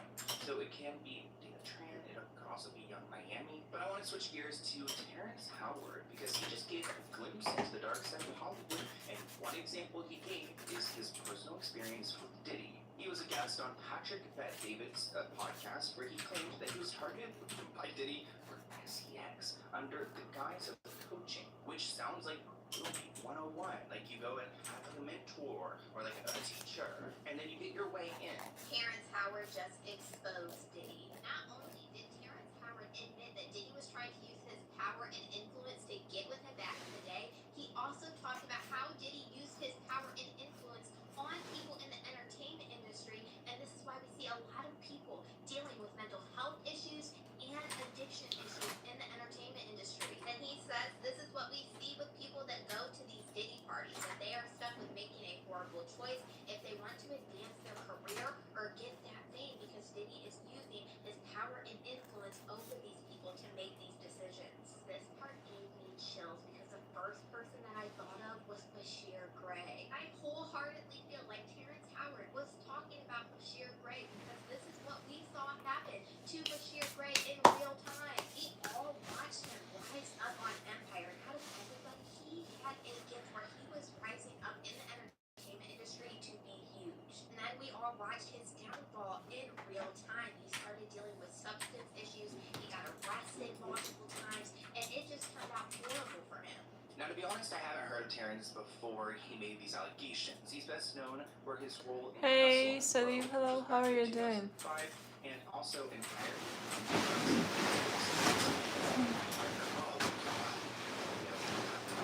That show we actually covered. We did a deep dive into it like a couple months ago. You guys should go watch it. No one really did. Now, Terrence does not share when this incident went down, but claims that he was invited to Diddy's place when Diddy was asking him for acting lessons. Terrence claims that Diddy had no material to work on. This thing is cool. Stared at me for a while before asking Terrence to play some music. Again, just to stare at him. Nothing was accomplished. When Diddy invited him to come back over there another time, Terrence said he realized Diddy only wanted to get intimate with him. To be clear, he did not accuse Diddy of any wrongdoing. Terrence said a lot of people give up their man card to make it in Hollywood and to become successful, but he refused to do so at any point. Which, I don't know if you need to talk about the man card, okay, but like, also just, damn, that is wild. That is just so casual how it happens, and there wasn't really any speaking to it. He like had him come over and just like stared at him and kind of waited for him to do something. So then my assistant was like, he wants to be outside. I see. Oh, I see him. That's what my assistant said. I was like, oh, okay. I get it. So now I'm on communication. Now you notice the weekend's office, a number of producers coming to make the approach, and you threaten to punch them in the mouth, threaten to knock their head off, and talking to you like, or looking at you like you're a woman. You know, when you approach a real man about his masculinity, you're going to get a real reaction. It's a difference when a guy walks in a room and when a man walks into a room. A man don't take the same things that a guy would say. So always be the man in the room. One person commented, you know why I believe him? Look at his acting career. He's always been overlooked developed for several rules. There's a reason he didn't compromise. Another person added, this is the main reason why Sean Combs needs to remain behind bars. Now, when it comes to Cassie, I don't know what her settlement involved, but I guess it doesn't matter anymore that the feds are here. They want her to talk, and she's going to testify. I don't know if there's going to be cameras in the room. I assume there won't be, because I'm sure Diddy doesn't want this to be on TV. But victim number one, Cassie, is prepared to testify under her own name in the upcoming trial. And honestly, I'm so proud of Cassie for being able to take control of the situation and not to be scared of the man who put her Now I'm going to do one quote of this. how the world, what she had gone through, is, I mean, incredibly brave. I can't even imagine. Cassie has came out and said that she is going to testify against Diddy. She don't need no fake name. She doesn't need to be. To secure Let it all out. This was confirmed by TMZ today. Now, because these women have been labeled as victim number one, victim number two, last month prosecutors did hand Look at this one. This one's more realistic. anonymous women to Diddy's legal team, so they Oh, I see this one. Look. proper investigation into these I women think you already. figure out how they're going to defend Diddy. This is a new one. It was Cassie I've as seen victim the number one picture because of somewhere. the You hotel left video that once. was referenced in an indictment. You sent it The one that CNN to published someone, last year, but and it then was like open on the computer. And once I came here to have a live, I saw it. Also, it flies fucking mega fast. Look how quick it fucking all goes. these horrible things, but they settled the like lawsuit It within really days. does. I think she got like a payout of like what I've heard is like $30 million, but I'm not entirely sure. At the end of the day, Diddy's gonna get what's coming to him, and we're gonna be on top of it the entire time. Let's get into Wendy Williams. Now, my friends were actually texting me because this is big. Wendy added Joe, a lawyer, to her legal team, serving as her personal attorney. I'm like, should I even try to say his last name? Joe Taco Pina. It's like taco and pina colada. What a good mix. Oh, I love a taco and a pina colada right now. Wendy Williams has a new legal mind on her side because famed attorney Joe You were too focused to hear that. says he's serving as her personal attorney. He's represented big stars like President Donald Trump, Yankee player Stars. Alex Rodriguez, and most recently A$AP Rocky. And I mean, Donald Trump actually won is. this case big time. So this guy is not playing around. Joe says he's seeking motions as her counsel of choice and telling us about a range of potential approaches he has in mind. Now, I'm really We got like reality TV figure. Britney Spears in her conservatorship said that she didn't know she could go and change her lawyer, but she could have. They just tried to make it difficult for her, so she never realized she could. But Wendy's taking back her life, and recently there have been protests outside of her hospital. People really standing up. Hey. How are you doing today? Free Wendy! Free Wendy! But she is fighting for her life. This is what wants her freedom. And it's tough in there. It's tough in there. The whole world is going on without her. So, you know, she struggles with that. But she's looking forward. She's clean. She's fine. Just free her. Just let her go. We're in America. Why can't she come downstairs right now?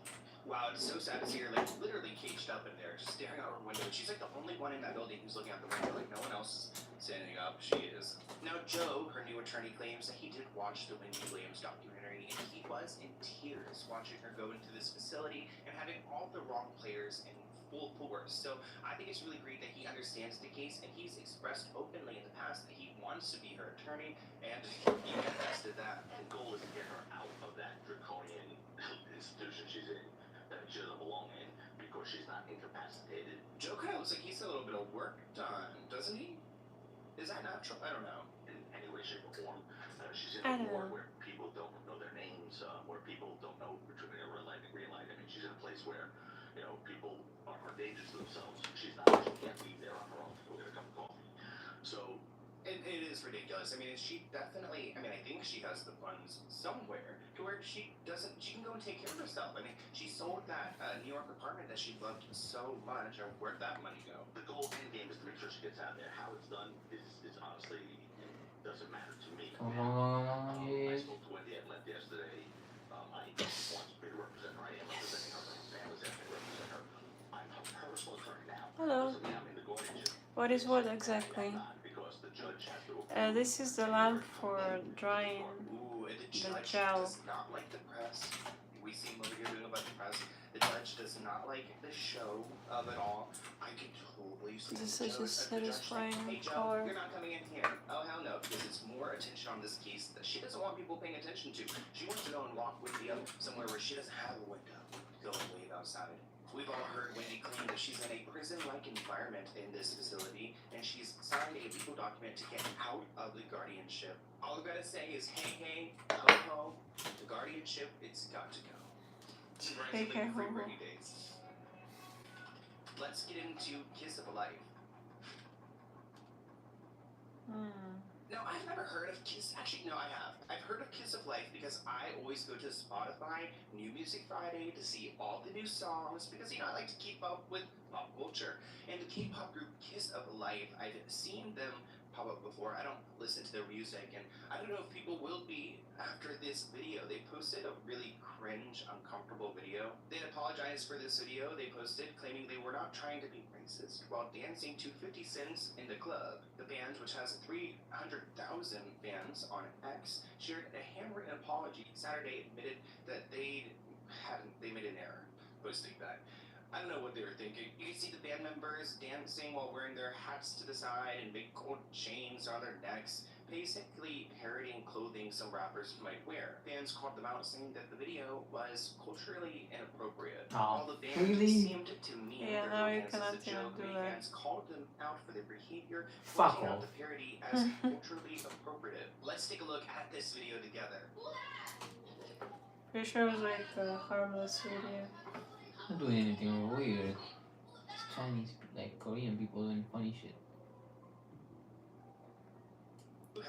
This is why YouTube is not funny anymore. Oh, and the braids on the side. You guys see that? The braids? In their apology, the Kiss of Life members, Julie, Natty, Belle, and Hanu. Like public figures who are not Africans cannot do like dreads, the braids, because they're not Africans. I mean, they're also not braids are not African. They're Egyptian. That's the worst part of all. Hey, super bunnies.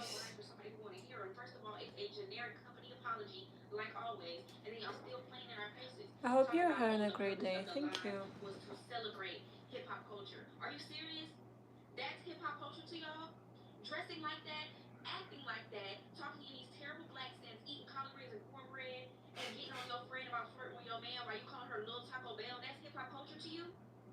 Yeah, Do not play with me. it is. Ash, y'all were really up there playing and putting on a minstrel show. And when you were trying to explain the theme, you didn't pull up no pictures of no actual rappers. You didn't pull up a picture of no hip hop groups, hip hop acts that have supposedly inspired Kiss of Life. You pull up a picture of some random black man on the side of the street. What type of bullshit is that? Like, y'all are really trying to play these mind games and nobody is going for it. Like, now you want to apologize. You knew it was wrong from the beginning. You already had one strike against her. I love exactly, everything she said. Like, she has the best take. They Really, promise to man? continue to Really educate long? themselves and understand nothing they can say or do will magically fix the damage they've already done. Damage. So they're trying to give it a ChatGPT response and just smile their way through. Let's get into Fyre Fest 2. Billy McFarland, he really is just setting up people for failure with this Fyre Festival 2. Billy and the Fyre Festival 2 team are sticking to the location for the event, claiming they've been working closely with Playa del Carmen to ensure the festival happens, despite the government's claims to the contrary. So the government wants nothing to do with this festival. We all remember the trip where everyone went there. Good government, dude. Tents, they had pieces of bread with some unmelted cheese and some styrofoam. It was so bad and a really big safety risk. And I think the government's trying to stop Billy, but Billy is so delusional. You are reacting on reactions. Festival, and he's setting himself I fucking hate this dude now. for the second. Good morning, everybody. We just announced on the Today Show that Fyre 2 is taking place. Oh, April he's a 25th gay through April Christian. 28th on a private island off the Caribbean coast in Mexico. Yeah, bro, walking contradiction. Like, I don't want to go anywhere near that.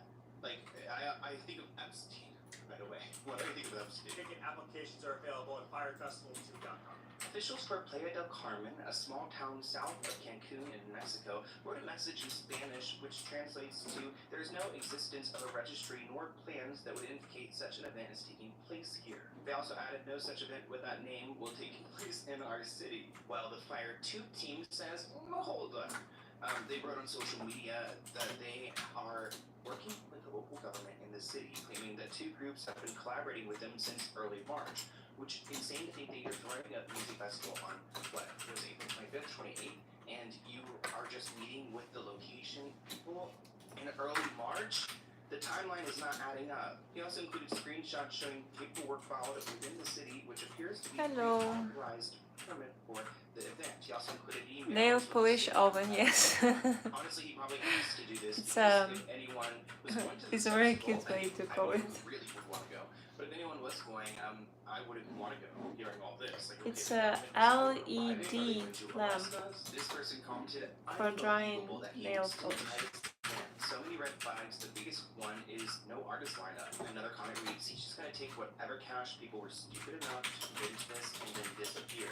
Well, guess what? It looks like Billy is starting to realize things aren't like the way he thought, because Fyre Festival 2.0 will not go down in Playa del Carmen, Mexico next month, and organizers say it's because they got royally screwed by the Mexican government. They claim that they were backstopped by Mexican officials, not menacing words, but the event producer said they effed us, which also, wait, what do you mean they effed you? I mean, they said they had no idea you were coming there, and then they probably told you what you had to do to throw something there, and you just can't do it. So now you're just gonna tell the world that they screwed you over. According to a producer, the government is acting like they had no idea the festival was going down in May, which I thought it was going down in April. It's not adding up.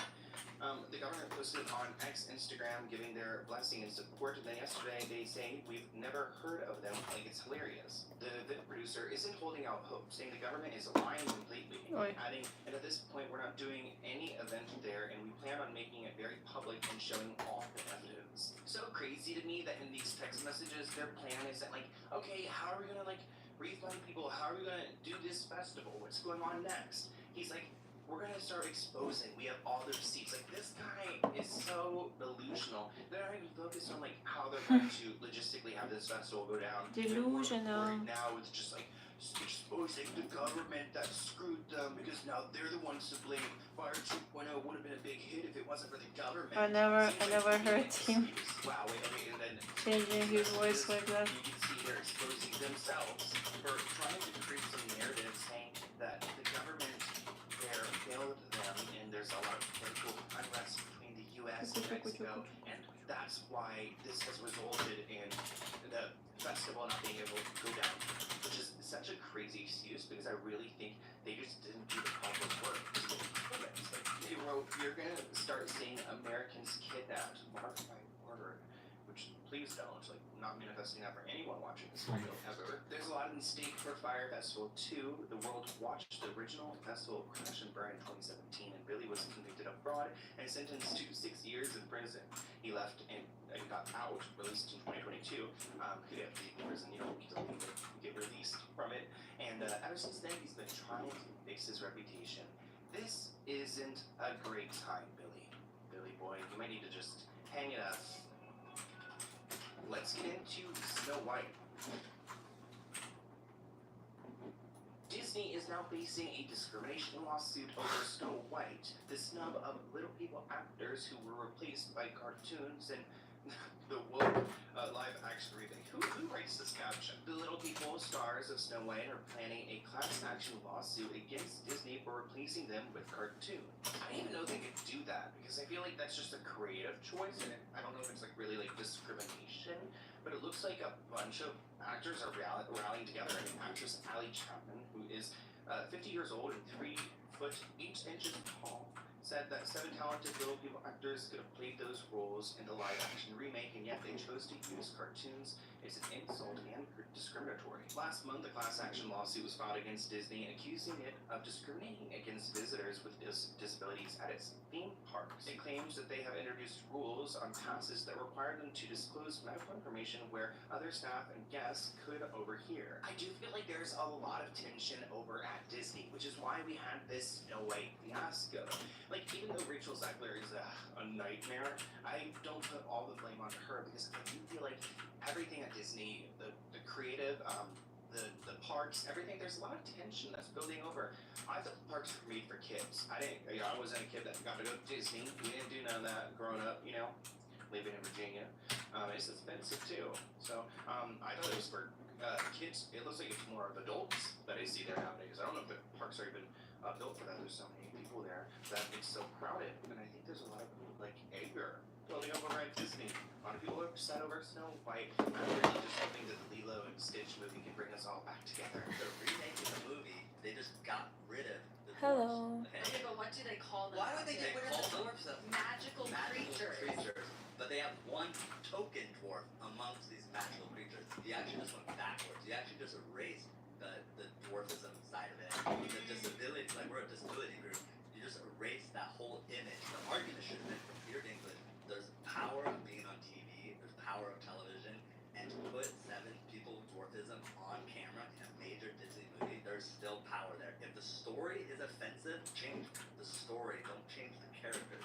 I understand where they're coming from because I think of like how there are so many straight people who play gay roles, or what if we had like instead of like black people they put or CGI or the same for anything. It's just like it's not cool. It's also just not real. CGI instead of black people. He did a long time ago with Title where he talked about like trying to bring realness back to music, like sound wise, because everything was getting so electronic. Oh, that's a big backpack.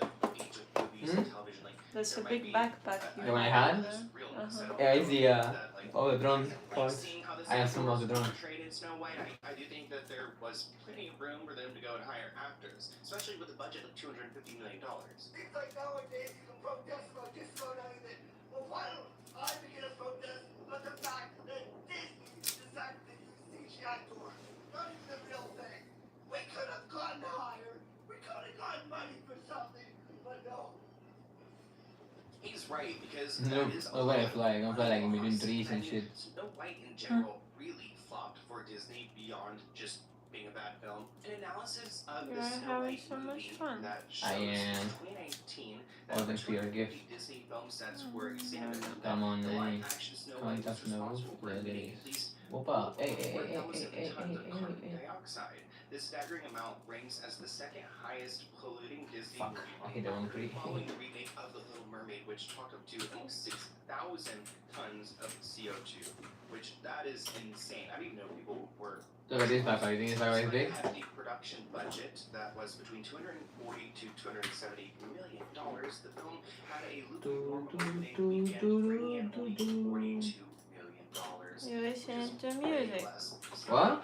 Are you listening to I went music? in on Snow White Yeah. and it totally exploded at the box office this weekend. It was so delicious. The thing they spent $170 million to make the thing, and it had the lowest opening, under $50 million, of any of these live-action Disney remakes that they've ever had.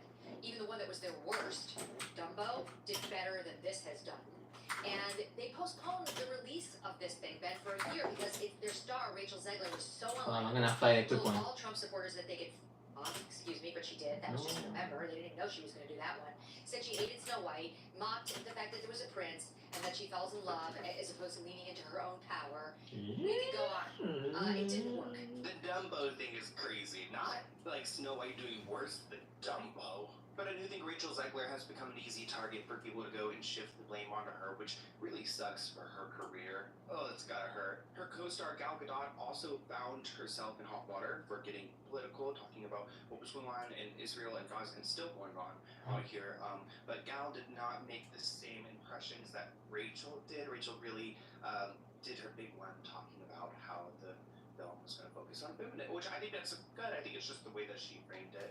It made a lot of old Disney fans feel like a little bit like scrutinized for liking the original Snow White, I guess.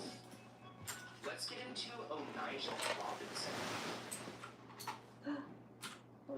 Now, you guys remember that random woman from New York that went to Pakistan and told them that she demands $20,000 or more a week and she was going to take over the country? Look at this headline. Claims she married her Pakistani lover, got offered $100,000 a week from the Pakistani government, and didn't get jailed until Dubai. Now, I don't believe one word that comes out of this woman's mouth, but I cannot look away. She contradicts herself so much, going back and forth, saying there was a situation in The kitty Dubai, said and the it kitty seems is like somewhere. the government in Dubai, like, Hiding. issued some way to go and send her back to the States because they did not know how to deal with her. If you guys don't She remember, spends time there with was us when Elijah she and wants. Pakistan. Basically. She was going around here something. Lisa. Lisa. Maybe sing a little bit. Sing a little bit.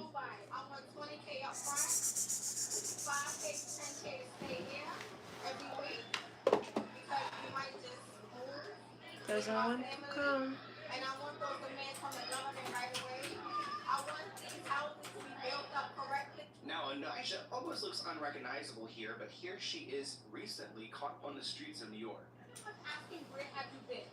Well, come on inside. Well, I'm glad to be back in New York. I'm glad about that. I'm happy about that. That's all I have to say for right now. One more show. My coins, follow everything.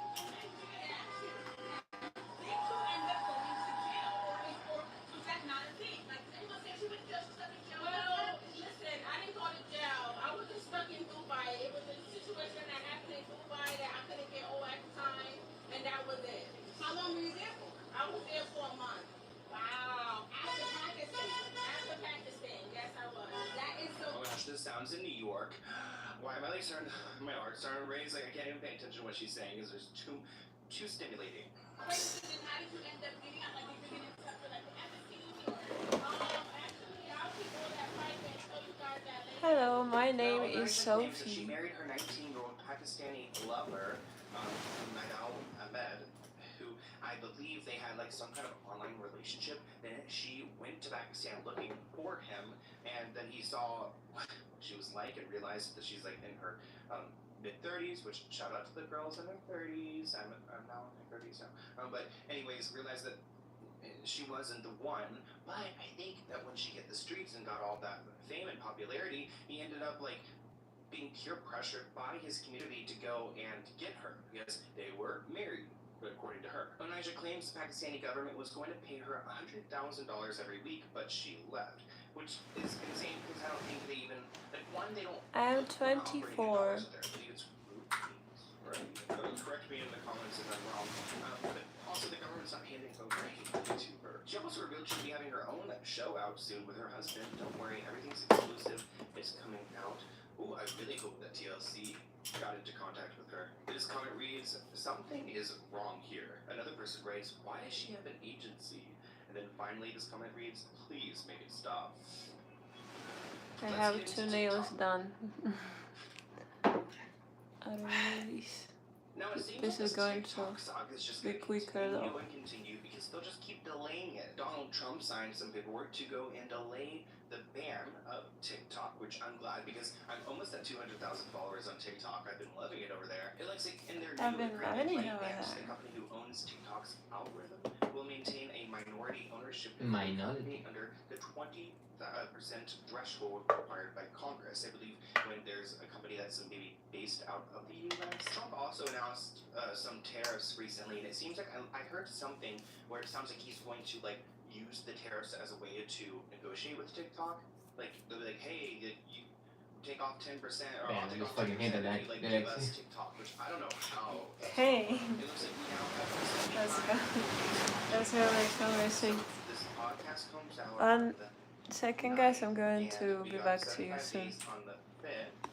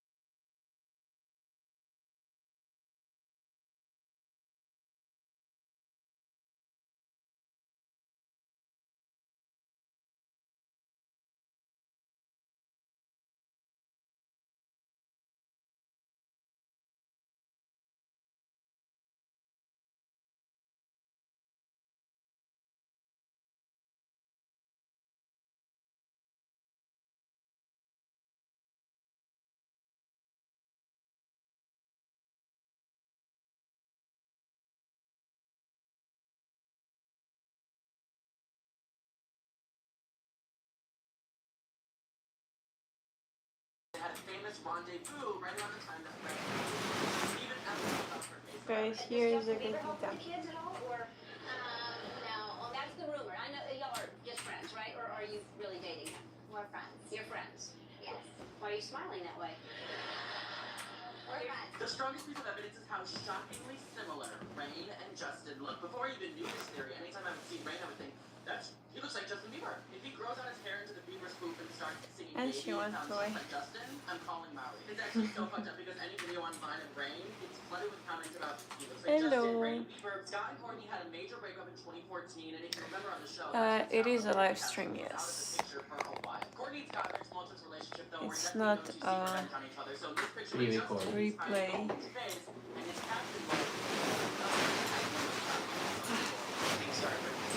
You guys have an idea of what this conspiracy entails. So the rumor's not out of anywhere. I mean, this Justin Bieber bad conspiracy has been going around for quite some time. Justin and Courtney have denied rumors that they're hooked up, but I'm pretty sure Justin has been with like 4 of the Kardashian Jenner sisters.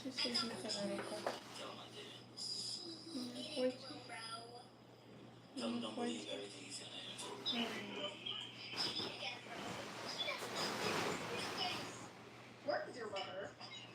Oh, that is 100% Scott Disick's son. Like that. First of all, where is your mother? The mother that's with her kids 24/7. Like, did y'all see that live with Scooter? Alabama's literal side piece with a child that shouldn't even be online.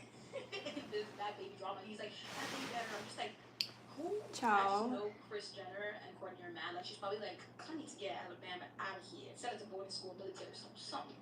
But I don't know, he kind of seems like Scott Disick with his behavior, and it was funny to see him chime in on things like the bad baby Alabama Barker feud we talked about before on this channel. And, even though he's 10, he knows exactly at least what's going on with the drama in the family. He may not know who his real dad is, though. Might still be up for debate. Let's get into Kanye West. Now, Kim Kardashian is reportedly stressed out because of Kanye, and I would be too. I mean, did you guys see what he was wearing in a recent interview? Why say for laughing past? I'm evil. Yeah, so Kanye was wearing like a KKK-like outfit in all black. No, yeah, he came with a chain with a swastika. Pretty much I don't think I could be in the same room as Kanye. He scares me. DJ Academic said to Kanye, when you speak about Kim, people might be like, well, you picked her. You put yourself in that. Kanye said, I didn't want to have children with this person after the first 2 months of being with them, but that wasn't God's plan. So he's now saying he regrets having children with Kim. In this interview, it's hard to watch. He's using the N slur, the F slur. If you could think about it, if you could, think of one in your mind, he probably said it in this interview. This person right, stop hating on Kanye. He just needs a hug. God bless Kanye. He's hurting. Which to me is kind of a wild take. Let me know what you think in the comments below. Another person writes, let's be for real. Kendrick could care less about what Kanye's up to. Another person adds, he's been crashing out since his mom died. Longest crash out I've ever seen. Now, I do think it's really nasty how Kanye doubles down on Jay-Z and Beyonce's kids. Like, trust me, Kanye, I believe Jay-Z and Beyonce, they're sketchy. But I'm not going to talk about their children or what condition they may or may not have. Kanye explained he feels liberated to express his thoughts on social media without fearing consequences. He says that he's happy talking about Jay-Z and Beyonce's kids and being NAZI.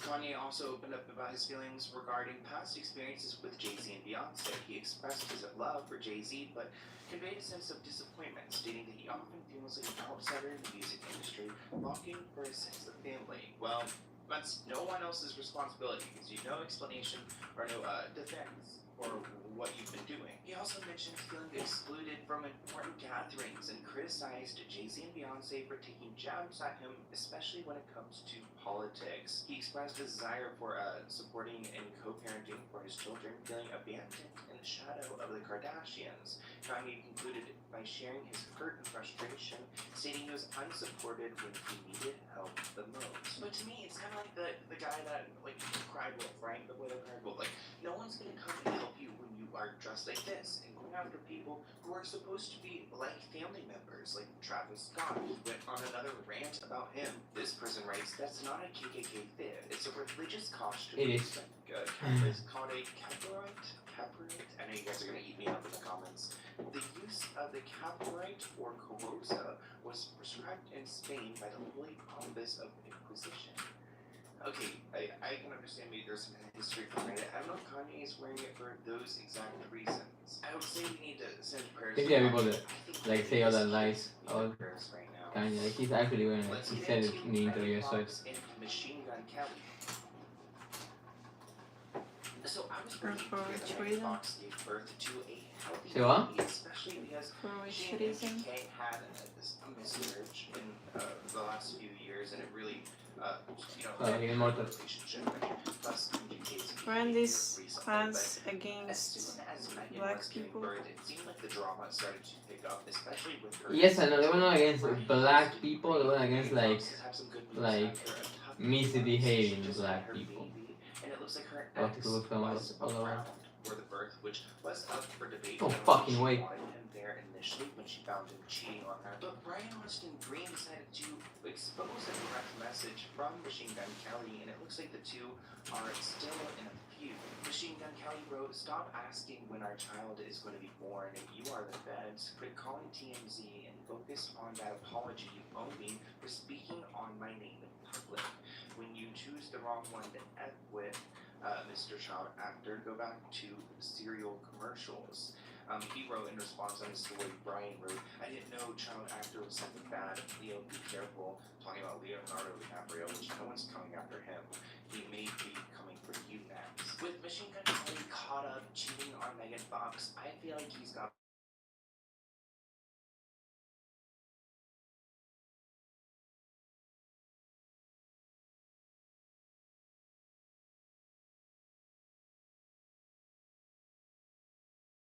and Vinny Blanco.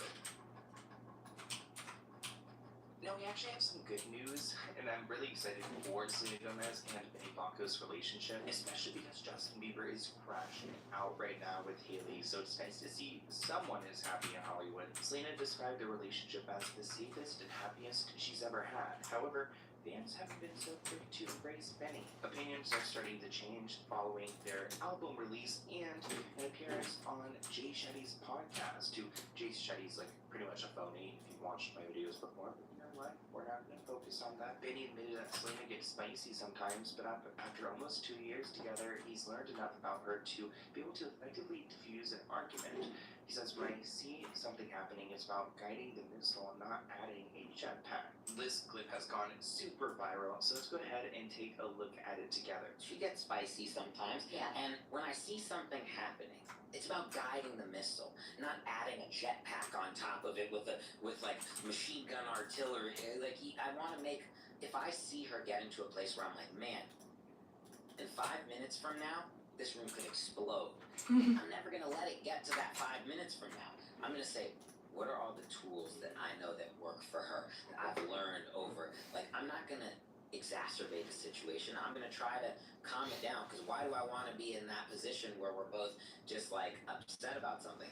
I don't want to just calm it down and tell her what she wants to hear. I'm not saying that. I'm not saying like to your partner, be like, yes, you're right, you're totally right, like everything you... No. I think you listen and you say like, okay, like sometimes I'll say like, let's not let it get there. Let's like just talk about this. And I do think physical touch is always like a very big way. Like if you're in a conversation with your partner, like it's like sometimes just like a hand helps, or just holding their hand while you're telling them, or giving them a hug while you're telling them. And if someone's upset, let them talk it out first. And then after they talk it out, be like, okay, well, here's what I think, you know, and you can work through these things together. Such an easy way. He gives me like Drew Barrymore energy, but in the best way. This comment reads, Benny is setting the bar pretty effing high. Wendy writes, when women say we want a man to take care of us, we don't mean financially. This is what we mean. Another person adds, blown away by his emotional intelligence. Never judge a book by its cover. Another person confessed they also judged Benny too early, saying, I always thought Benny Blanco was a scrub. I have never been so wrong before in my life. I completely judged him. I'm doing my nails. So it seems like a lot of people are team Benny Blanco. One person writes, "Amen. Why is he growing on me? I am scared." Another person writes, "Lena and Curly, I get it. I'm so happy for her. This is a good man." I mean, it explains a lot, especially after dealing with Justin Bieber for so long. This person writes, "Man, I wish that this guy had a podcast aimed at young, disaffected young men instead of Andrew Tate, like that guy. They could all learn so much from him and be so much happier and less lonely and angry." When was the last time you meant to book a doctor's appointment but made an excuse instead? "I'm too busy. It'll heal on its own. I don't know who to go to." Yeah, same. But ZocDoc makes all that easy. It's a free app and website where you can find and book top-rated in-network doctors across every specialty. Mental health, dental, urgent care, you can name it. Stop putting off those doctor appointments and go to ZocDoc.com/Sloan to find and instantly book a top-rated doctor today. That's ZocDoc.com/Sloan. ZocDoc.com/Sloan. Vacation season is coming, and I'm not showing up with that old beat-up suitcase from 2017. This year, I upgraded everything with Quince. Think European linen from $30, washable silk tops, and luxe luggage that actually looks good. The best part, Quince cuts out the middleman, so it's all 50 to 80% less than other premium brands. For your next trip, treat yourself to the luxe upgrades you deserve from Quince. Go to quince.com/Sloan for 365-day returns plus shipping on your order. That's QUINCE.com/Sloan to get free shipping and 365-day returns. Quince.com/Sloan. Let's get into Andrew Tate. Now, we actually have never talked about Andrew before on my channel, and I feel really good talking about him, so we're going to briefly talk about how his ex-girlfriend Brianna is exposing him for doing some nasty things to her. She begged him to stop hitting her so hard. She actually eventually suffered a concussion at the hands of Andrew Tate. She claims that Andrew choked and verbally degraded her while they were in a relationship. She claims in her lawsuit that Andrew made her get a tattoo of the words "property of Tate" on her skin, which he had required for several former girlfriends. So she released the paperwork from the hospital showing she had a concussion. And she released text messages, and the text messages show that he was telling her that, like, she basically needed to be his ex-slave, and that he would impregnate her, hit her, all of this. No, they are not lying. These text messages are rough to read. He goes on to say that he wants to harm her. He wants a child from her. What's the point of having you if I don't beat you? If you ever betray me, you'll regret it. And he said, "I'm serious." It's a lot. Now, Mr. Tate's lawyers are claiming that her accusations are a blatant cash grab, a desperate attempt by a sad individual to exploit Andrew's success and reputation for personal gain. Andrew is also being investigated by authorities in Britain and Romania on allegations of trafficking, money laundering, and sex crimes. Him and his brother Tristan spent about 2 years in out-of-home arrest in Romania, so these guys are no good. Let's get into Sydney Sweeney and Glenn Powell. Romania. Now, recently I spoke about how Sydney Sweeney's relationship, her engagement to Jonathan Davino is pretty much in the toilet.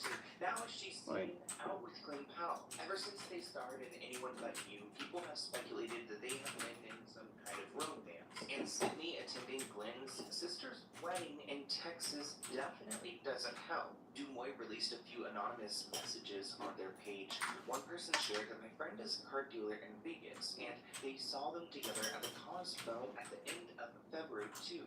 Another person adds, "Please keep it anonymous, but Glenn and Sydney are at a rehearsal dinner seemingly together at a Mexican restaurant in Dallas." So it's pretty interesting to see that they are pretty much on a date together for his sister's wedding, acting like a couple. Here, Glenn Powell and Sydney Sweeney giving us the plot of Anyone But You in real life. In case you hadn't heard, it was recently reported that Sydney Sweeney broke off her engagement, and people even noticed that she had deleted a few photos of her fiance from like carousels on her Instagram. I don't know how people notice things like this. And then, just this weekend, Glenn Powell and Sydney Sweeney were spotted together in Dallas at his sister's rehearsal dinner. And here's the thing. Obviously, they filmed Anyone But You together. They've said that they're good friends, so it's possible that there's something here. But it is a little interesting to me that it was just reported she broke off her engagement, and then just a few days later, she's spotted with Glenn Powell at his sister's rehearsal dinner. I feel like that feels like something, and maybe it's just wishful thinking because I don't care what anyone says. I would like to see these two together. I feel like the chemistry is undeniable. They're both hot. I think it'd be fun. And why is it kind of giving Fresh Out the Sun by Taylor Swift? Like, she knew who her first call was going to be to.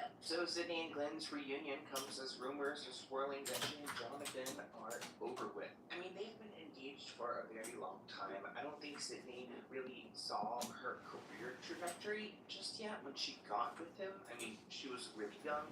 She wanted to be a mother at that point, and I think he now wants to get into having that family, but she's realizing she's much needed in Hollywood. She's got a lot of films to produce and to star in, so she's trying to go and get that bag while she can, and he wants to start a family, so they're just disagreeing. Hollywood actress Sydney Sweeney has split from her fiance after 7 years, pals have claimed. Sydney and Jonathan Delino, who got engaged in 2022, have chosen to spend time apart after their relationship hit the rocks, according to insiders. The Euphoria and White Lotus star and 41-year-old Jonathan have not been seen together since January. The couple are said to have been apart since last month. A source said Sydney and Jonathan have split and are having time apart from each other. They were supposed to be getting married in May, but for now that's off, and they are seeing where they go from here. Their relationship has become strained since the start of the year, and right now they're no longer together. Their friends hope they can work this out, as they make such a great couple, but Sydney has made it clear she needs space. Sydney has now deleted a picture of her kissing film producer Jonathan from her Instagram account. This comment reads, to be fair, a 7-year engagement doesn't really sound like it was going to meet the finish line. And then finally, this person writes, Glenn Powell, come and hit your girl, which it seems like he's doing exactly that. Let's get into DJ Khaled. Yeah, they're getting together, seems like. So it looks like DJ Khaled had a R.I.P. Drake coffin delivered to a doorstep by 2 strange guys. So it looks like he was at home in Miami, and it looks like there was some mystery behind the morbid delivery. The story broke back in February. 2 men told DJ Khaled's front gate security guard that they were delivery workers and got the green light to gain access onto the property. You can see the moment for yourself. The men morph into pall bearers as they walk up to DJ Khaled's front door, having this coffin with another guy trailing behind them, filming the entire thing on film. The men then get down on their knees and begin to pray or hex the coffin while making cryptic hand gestures into the sky. Let's go ahead and take a look at this together. Okay, so we've got the men coming onto the street, which looks like a very public street. I think you'd be... Oh no. R.I.P. Drake. Looks like a very public street for them just to get up on there. Ooh, an upside down cross too.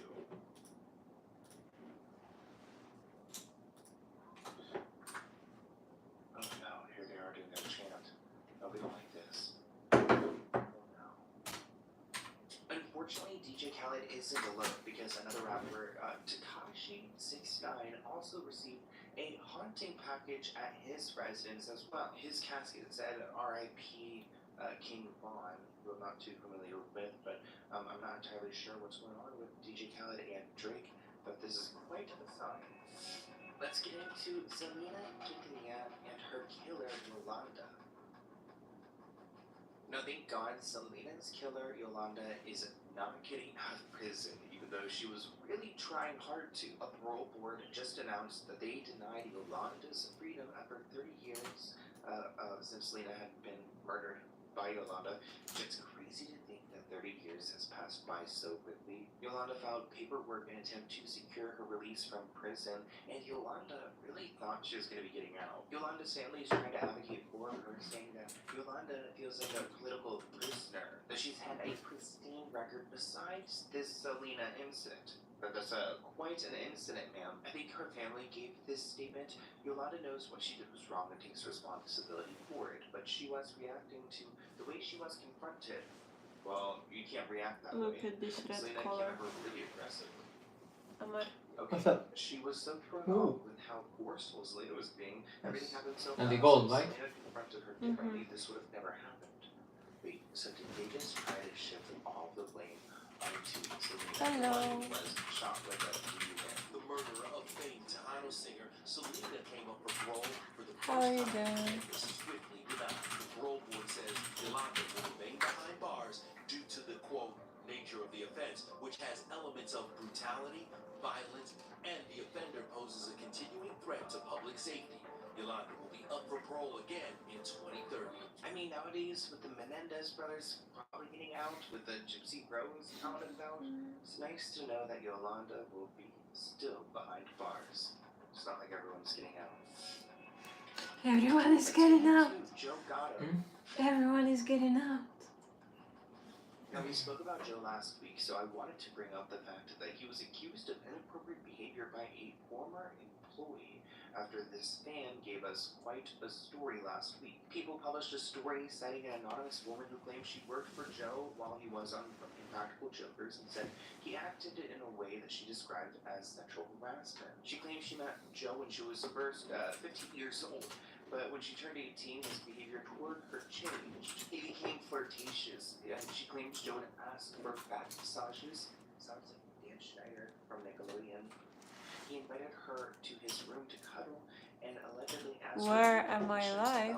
In YouTube. Joe would become frustrated when the woman refused In to Ukraine, put or back what do you things mean? and would allegedly treat her rudely if she rejected his advances. So, People's Source does not provide any physical proof to back up her allegations, and Joe denied all of this.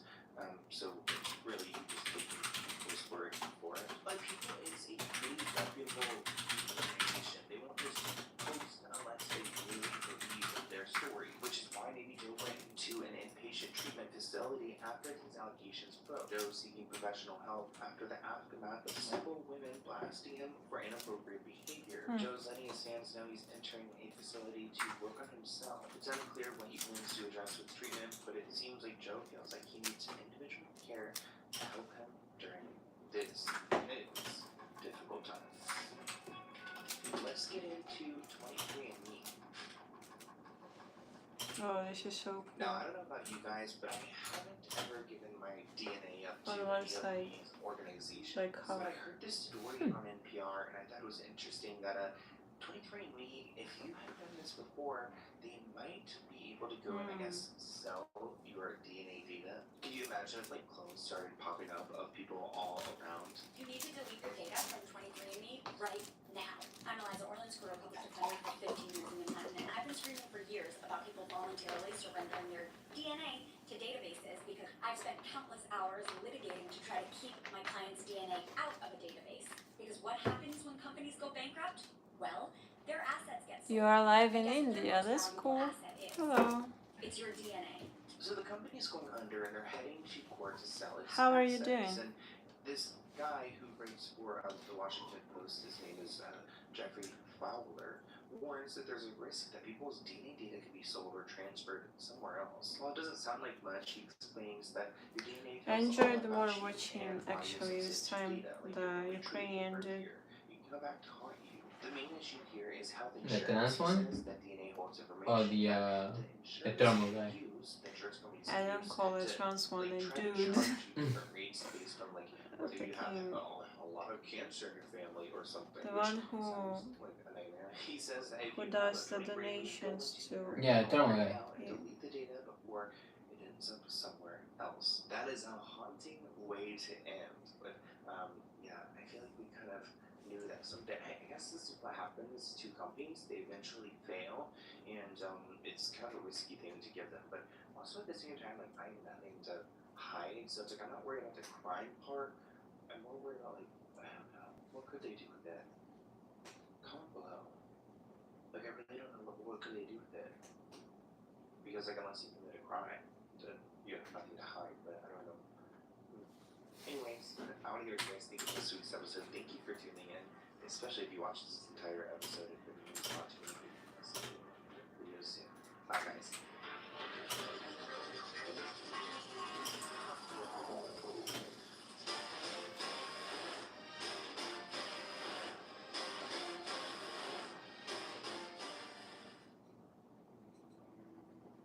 Blake Lively and Ryan Reynolds are trying to run away from the mess they've created. But Justin Baldoni isn't going down without a fight, and he's ready to bring in more people to make his case against Blake. I am more than willing to take every single text message, lay them out, put them on a website for the world to see. Timothy Chalamet had a really awkward moment on set with Gwyneth Paltrow, and now what Gwyneth is saying about their intimate scenes is making it even more weird. Bad Baby was right about Alabama Barker because it seems like anyone is allowed to come into Courtney and Travis's house, and her boyfriends change every other day. We're gonna get matching tattoos. Drake and Josh had a reunion we never saw coming. The child star duo, who had previously been in a feud for years, is finally speaking after Drake revealed the dark truth of what really happened at Nickelodeon. You're about to get arrested, huh? Let's get into it. Yeah.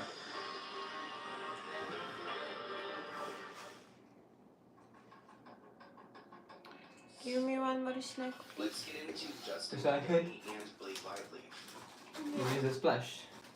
Now it seems like this lawsuit between Justin and Blake has now poured over to everyone else who was involved in their respective teams and the movie. Justin is now suing his former publicist Stephanie Jones, accusing her of leaking private text messages. The amount of control that I have, I don't know, it's crazy. Like I was like flying like this and sideways, and I was like flying to the tree trying to search for a dog, and then finally I'm like going like this, like so cool.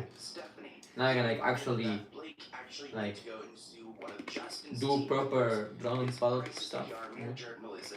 Also, along with a producer, Jimmy Heath. Here, look. Oh yes, I'm gonna like search for a dragon here. Shortly after that lawsuit, The guys are like pushing. Oh. Stephanie actually filed a lawsuit against Justin Baldoni for breach of contract for Let's look at the other town. It's like a town around here, right? campaign against Blake. The publicist claimed that she fired her former employee Jennifer Abel last summer after learning she was stealing company documents in an attempt to start her own business. Now, when Jennifer returned her company's onto Stephanie claimed that she discovered text messages and emails related to Jennifer's work with Justin Baldoni, in which she apparently realized that Jennifer had been involved in a retaliation campaign. There's a town here. So, was there a retaliation campaign, or A high and bad Blake claims signal. that she has all these numbers and statistics and visuals to prove that there was There's one. gonna be a target Justin here. Baldoni says it was organic, that it was all Blake and her really bad interview moments. Selling online can be overwhelming until you try Shopify. See how smooth I Shopify drive, is like, big brands like super smooth. Skims and Aloe use, Yeah. but you don't need to be a big business to get started. Shopify gives you They haven't everything you spawned need to yet. sell online, in person, or on social. Upgrade your business and get the same checkout we use with Shopify. See, what I'm doing is like logging in. Trial period at shopify.com/Sloan, all lowercase. Go to shopify.com/Sloan to upgrade your selling today. That's shopify.com. You're trying on that thing? Yeah. Getting therapy shouldn't be this hard. And It's here already too, like tough I'm when you're training on struggling, normal and too. then you have to deal with insurance, wait lists, and then trying to find You someone are who so gets you. cool. That's why I love Rula. Yes, I It's a am. healthcare company that makes therapy easy to access and affordable. Thousands have already How trusted much battery do Rula I to have support left? them Oh, on good. their journey toward improved mental health and overall. I wanna go and fly outside, Head no? over to rula.com/Sloan to get started today. After you We sign could up, do they that. ask where you heard about them. Please support our show and tell them our show sent you. Go to rula.com/Sloan and take the first step towards better mental health today. You deserve quality care from someone who cares. Okay, it's active now. Oh, look. But Oh. there's something she said that has now been resurfaced. Let's see if we can find. Okay, there's like some infantry here. What the issues are. Let's see if I can find a vehicle. Look at these guys. 2022, I will strike those dudes actually. And like them together. She In definitely cars. talked about being Okay, I'm gonna hired hit as an that. actor, I'm gonna hit those guys. Hold but on. wanting more, and how she secretly tries to. Come on, come on, come on. Show up on a set. Ooh, look at them. They just wanted me to show up and look cute and stand on a little pink sticker where I'm supposed to go and say what I'm supposed to say. But I also knew I think I hit that guy. I to think. be a part of the storytelling, that I wanted to be a part of the narrative. So now Justin and They Jennifer were are not teaming up together expecting to that. sue Stephanie Jones, accusing her of violating client confidentiality by sharing these private communications that later became central in Blake's lawsuit. Quote, it's undeniable that Stephanie Jones initiated this catastrophic sequence of events by violating the most basic Which one you're privacy using on rights. two people? Brian Friedman went off on Stephanie That one was Jones, like anti-vehicle. But like if you hit them close enough to each other, like they will die. This one that I'm sending right now is anti-people. But the one is like slower. That's why. Like the that one I was pushing is a 10-inch one. This is a 7-inch one. To her cohort, Blake Lively's Kylie's personal because it's publicist, smaller, it's Leslie quicker. Sloan. Shout out to No, fellow because it's Sloans. the small one is slower. Oh. Because it's carrying like more weight. The big one has big propellers and it's carrying less weight. Yeah, she was just a bad publicist. In recent weeks, both Ryan Reynolds and Blake Lively have filed motions to go and have this entire lawsuit dismissed, but I have a feeling it's not going to work in their favor. Let's get into Timothée Chalamet and Gwyneth Paltrow.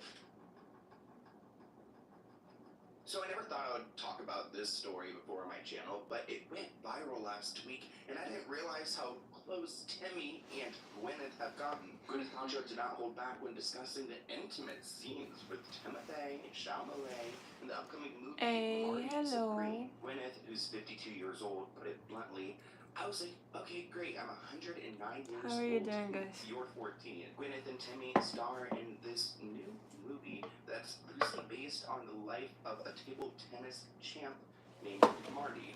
Interesting.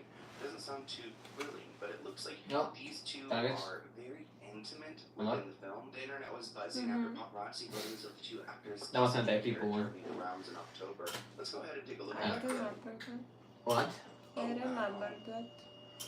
Oh yeah, so they're really I'm gonna. I know there is like a pickup truck behind the village. I'm gonna use the quick one to hit it. Pickup She was like slightly Oh look, I can go through here. Oh. If you're trying to sell anything online, here's the truth. The platform you choose makes all the difference. When I started selling, I had no idea how much back-end work goes into running a store. Between inventory, payments, shipping, abandoned carts, it can get overwhelming real fast. That's why I love Shopify. It's a platform trusted by millions of businesses, from small startups to brands like Skims, Aloe, Allbirds. It's not just a website builder, it's a full-on commerce system that helps you grow. And get this, Shopify has the #1 checkout system on the planet. That means customers can check out faster and your conversions go way up. In fact, Shopify can boost conversions up to 50%, less abandoned carts, and more money in your pocket. Upgrade your business and get the same checkout we use with Shopify. Sign up. No tienes saying now like the abandoned cart. It's actually like a big. Oh look. Pickup truck. /Sloan, all lowercase. Go to shopify.com/Sloan to upgrade your site today. Yeah. You can do such preciseness now. Therapy has helped so many people in my life, but Right. getting started is usually the What? hardest part. You can do such preciseness now. Yes. It's a lot. That's why Rula is such a game changer. Rula is a healthcare They have company like that rice teams with licensed therapists and psychiatrists, and they make sure the care you get is affordable and high quality. All you have to do is answer a few questions, and Rula matches you with an in-network provider based on your needs. You can book someone as soon as the next day, and they're not just setting you up and leaving. Rula checks in, helps you with your progress, and make sure you're getting the care you deserve. Thousands have already trusted Rula to support them on their journey toward improved mental health and overall well-being. Head on over to rula.com/Sloan to get started today. After you sign up, they ask where you heard about them. Please support our show and tell them our show sent you. Go to rula.com/Sloan and take the first step towards better mental health today. You deserve quality care from someone who cares. Old man and, you know, a popular maybe some people would be a little turned off by this. I mean, I do think Gwyneth Paltrow is a very interesting character, so seeing this pairing with catching me by surprise is fun. Oh yeah,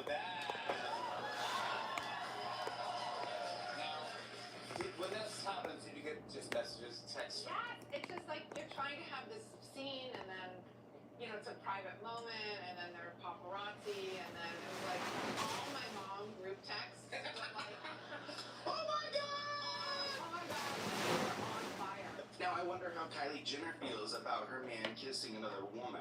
Gwyneth Paltrow, to say the least. Gwyneth, who became a defining figure of the Me Too movement in 2017, also said that she had been slow to embrace one of the changes in the industry that came out of that period, which is the rise of intimacy coordinators. She says, there's now something called an intimacy coordinator, which we all know very well from the Justin Baldoni and Blake Lively lawsuit, which she claimed she did not know existed. When the coordinator was on set for Marty Supreme and asked Gwyneth if she'd be okay with a particular interaction, she recalled, I was like, girl, I'm from the era where you get naked, you get in bed, and the cameras are on. She said, we said, I think we're good. You can step a little back when it's said. I don't know how it is for kids who are starting out, but if someone's like, okay, and then he's going to put his hand here, I would feel as an artist stifled by that. Chalamet and Gwyneth Paltrow, they are starring in the movie Marty Supreme together. Where do they go? There's lots of sex between Timothy Chalamet and Gwyneth Paltrow in this movie. Marty Supreme went viral during production because there were paparazzi photos of Chalamet and Paltrow making out. According to Paltrow, the two co-stars will be getting even more hot and heavy in the movie. I mean, we have a lot of sex in this movie, Paltrow teased. There's a lot. A lot. She said a lot twice. And maybe I can understand like where Gwyneth is coming from because it's such a foreign concept for her to go take advantage of a co-star. But there are plenty of your male counterparts who need that intimacy coordinator there. Now Gwyneth did have some nice words for Timmy. When speaking about Timmy, she said, quote, he's such a thinking man's sex symbol. He's just very polite, properly raised. I was gonna say kid, but he's a man who takes his work really seriously and is a fun partner. This comment reads, what's up with the young kids having scenes with older women? First it was Nicole Kidman, now him. Which comment below if you guys want me to do a deep dive on Nicole Kidman. Another comment reads, what is Hollywood's obsession with these age gaps? It is interesting because I don't know, like, is the age a big part of the storyline? It seems a little bit unnecessary, but I might be watching. Actually, I don't know. Because the concept of the movie sounds a little bit boring. Let's get into Drake Bell and Josh Peck. Oh man, fucking. You guys know I was Hell yeah, dude. Nickelodeon drama. I was actually the person who uncovered who Drake Bell's abuser was, unfortunately, but I'm glad the world knows who he is now. Oh, God Drake damn Bell it. and Josh Peck worked very closely on their Nickelodeon show together, but Josh Peck didn't really understand the weight of what Drake had Pretty good, going though. through. This article reads that Drake and Josh teamed up to talk about Quiet on Set, the documentary where it looks like Josh first found out about what Drake had gone through at the hands of Brian Peck. Keep in mind that Brian Peck and Josh Peck are not related in any kind of way. Drake revealed that the investigation into what happened to him was happening during a break between the Amanda Show and Drake and Josh. So when they were filming their first pilot for the latter, no one had a clue because Brian hadn't been arrested yet. Drake explained he had to return to a place where Look at this. was still around, It is comparing it really- to having a monster in his safe place. Josh recalled how Brian suddenly disappeared, giving him a I look to you and I go, ah. wrong here. But listen to what these two had to say Yeah, talking so- about this. And honestly, I did like before that one, like when you're watching, I did like a fucking like a great one. It's because I shouldn't watch. That's true. Let me see now. Let me see now. The separation started between us from Amanda's show. That was the time when we we were hanging out and like going bowling and like staying at each other's places. And then as that big break between Drake and Josh and Amanda's show is when I told my mom what was going on. All of the stuff that you saw in the documentary, that was when all of that was going on. And then when we shot the pilot, we were in the middle of the investigation, but nobody had known anything because Brian hadn't been arrested. So I had to come back where the dude was, where the abuse was happening. We're like 14. Yeah, and so now I'm coming back. you guys all remember this guy Brian drugged Drake and R-worded him. Yeah, touched going him, through made him have teeth. sleepovers, a lot of really nasty His things. felines. And I don't know if you remember, but he came and visited during the pilot. And that was an issue. But I still had to play like, hey, cool, whatever. Like, you're about to get arrested, bro. You don't even know. And he's like walking around set during the pilot. Josh said that he later got a text message from someone on the show telling him that Brian had been arrested and going to jail. Brian was only sentenced to 16 months in prison. Yeah, it was like killer months. When he worked at Disney. Now I'm entering the Drake and Josh The phase, joystick where we should also be like, feels so bro, nice. partners. It does. This is What did that guy survive? Look, I killed this guy, but I didn't kill this guy. I guess because he was like prone. Same dressing room. Everything's true. And in the back of my head, the whole time I'm working with the pilot, doing the pilot, I know that there's this investigation happening. I know that this guy's about to get arrested. I know that shit's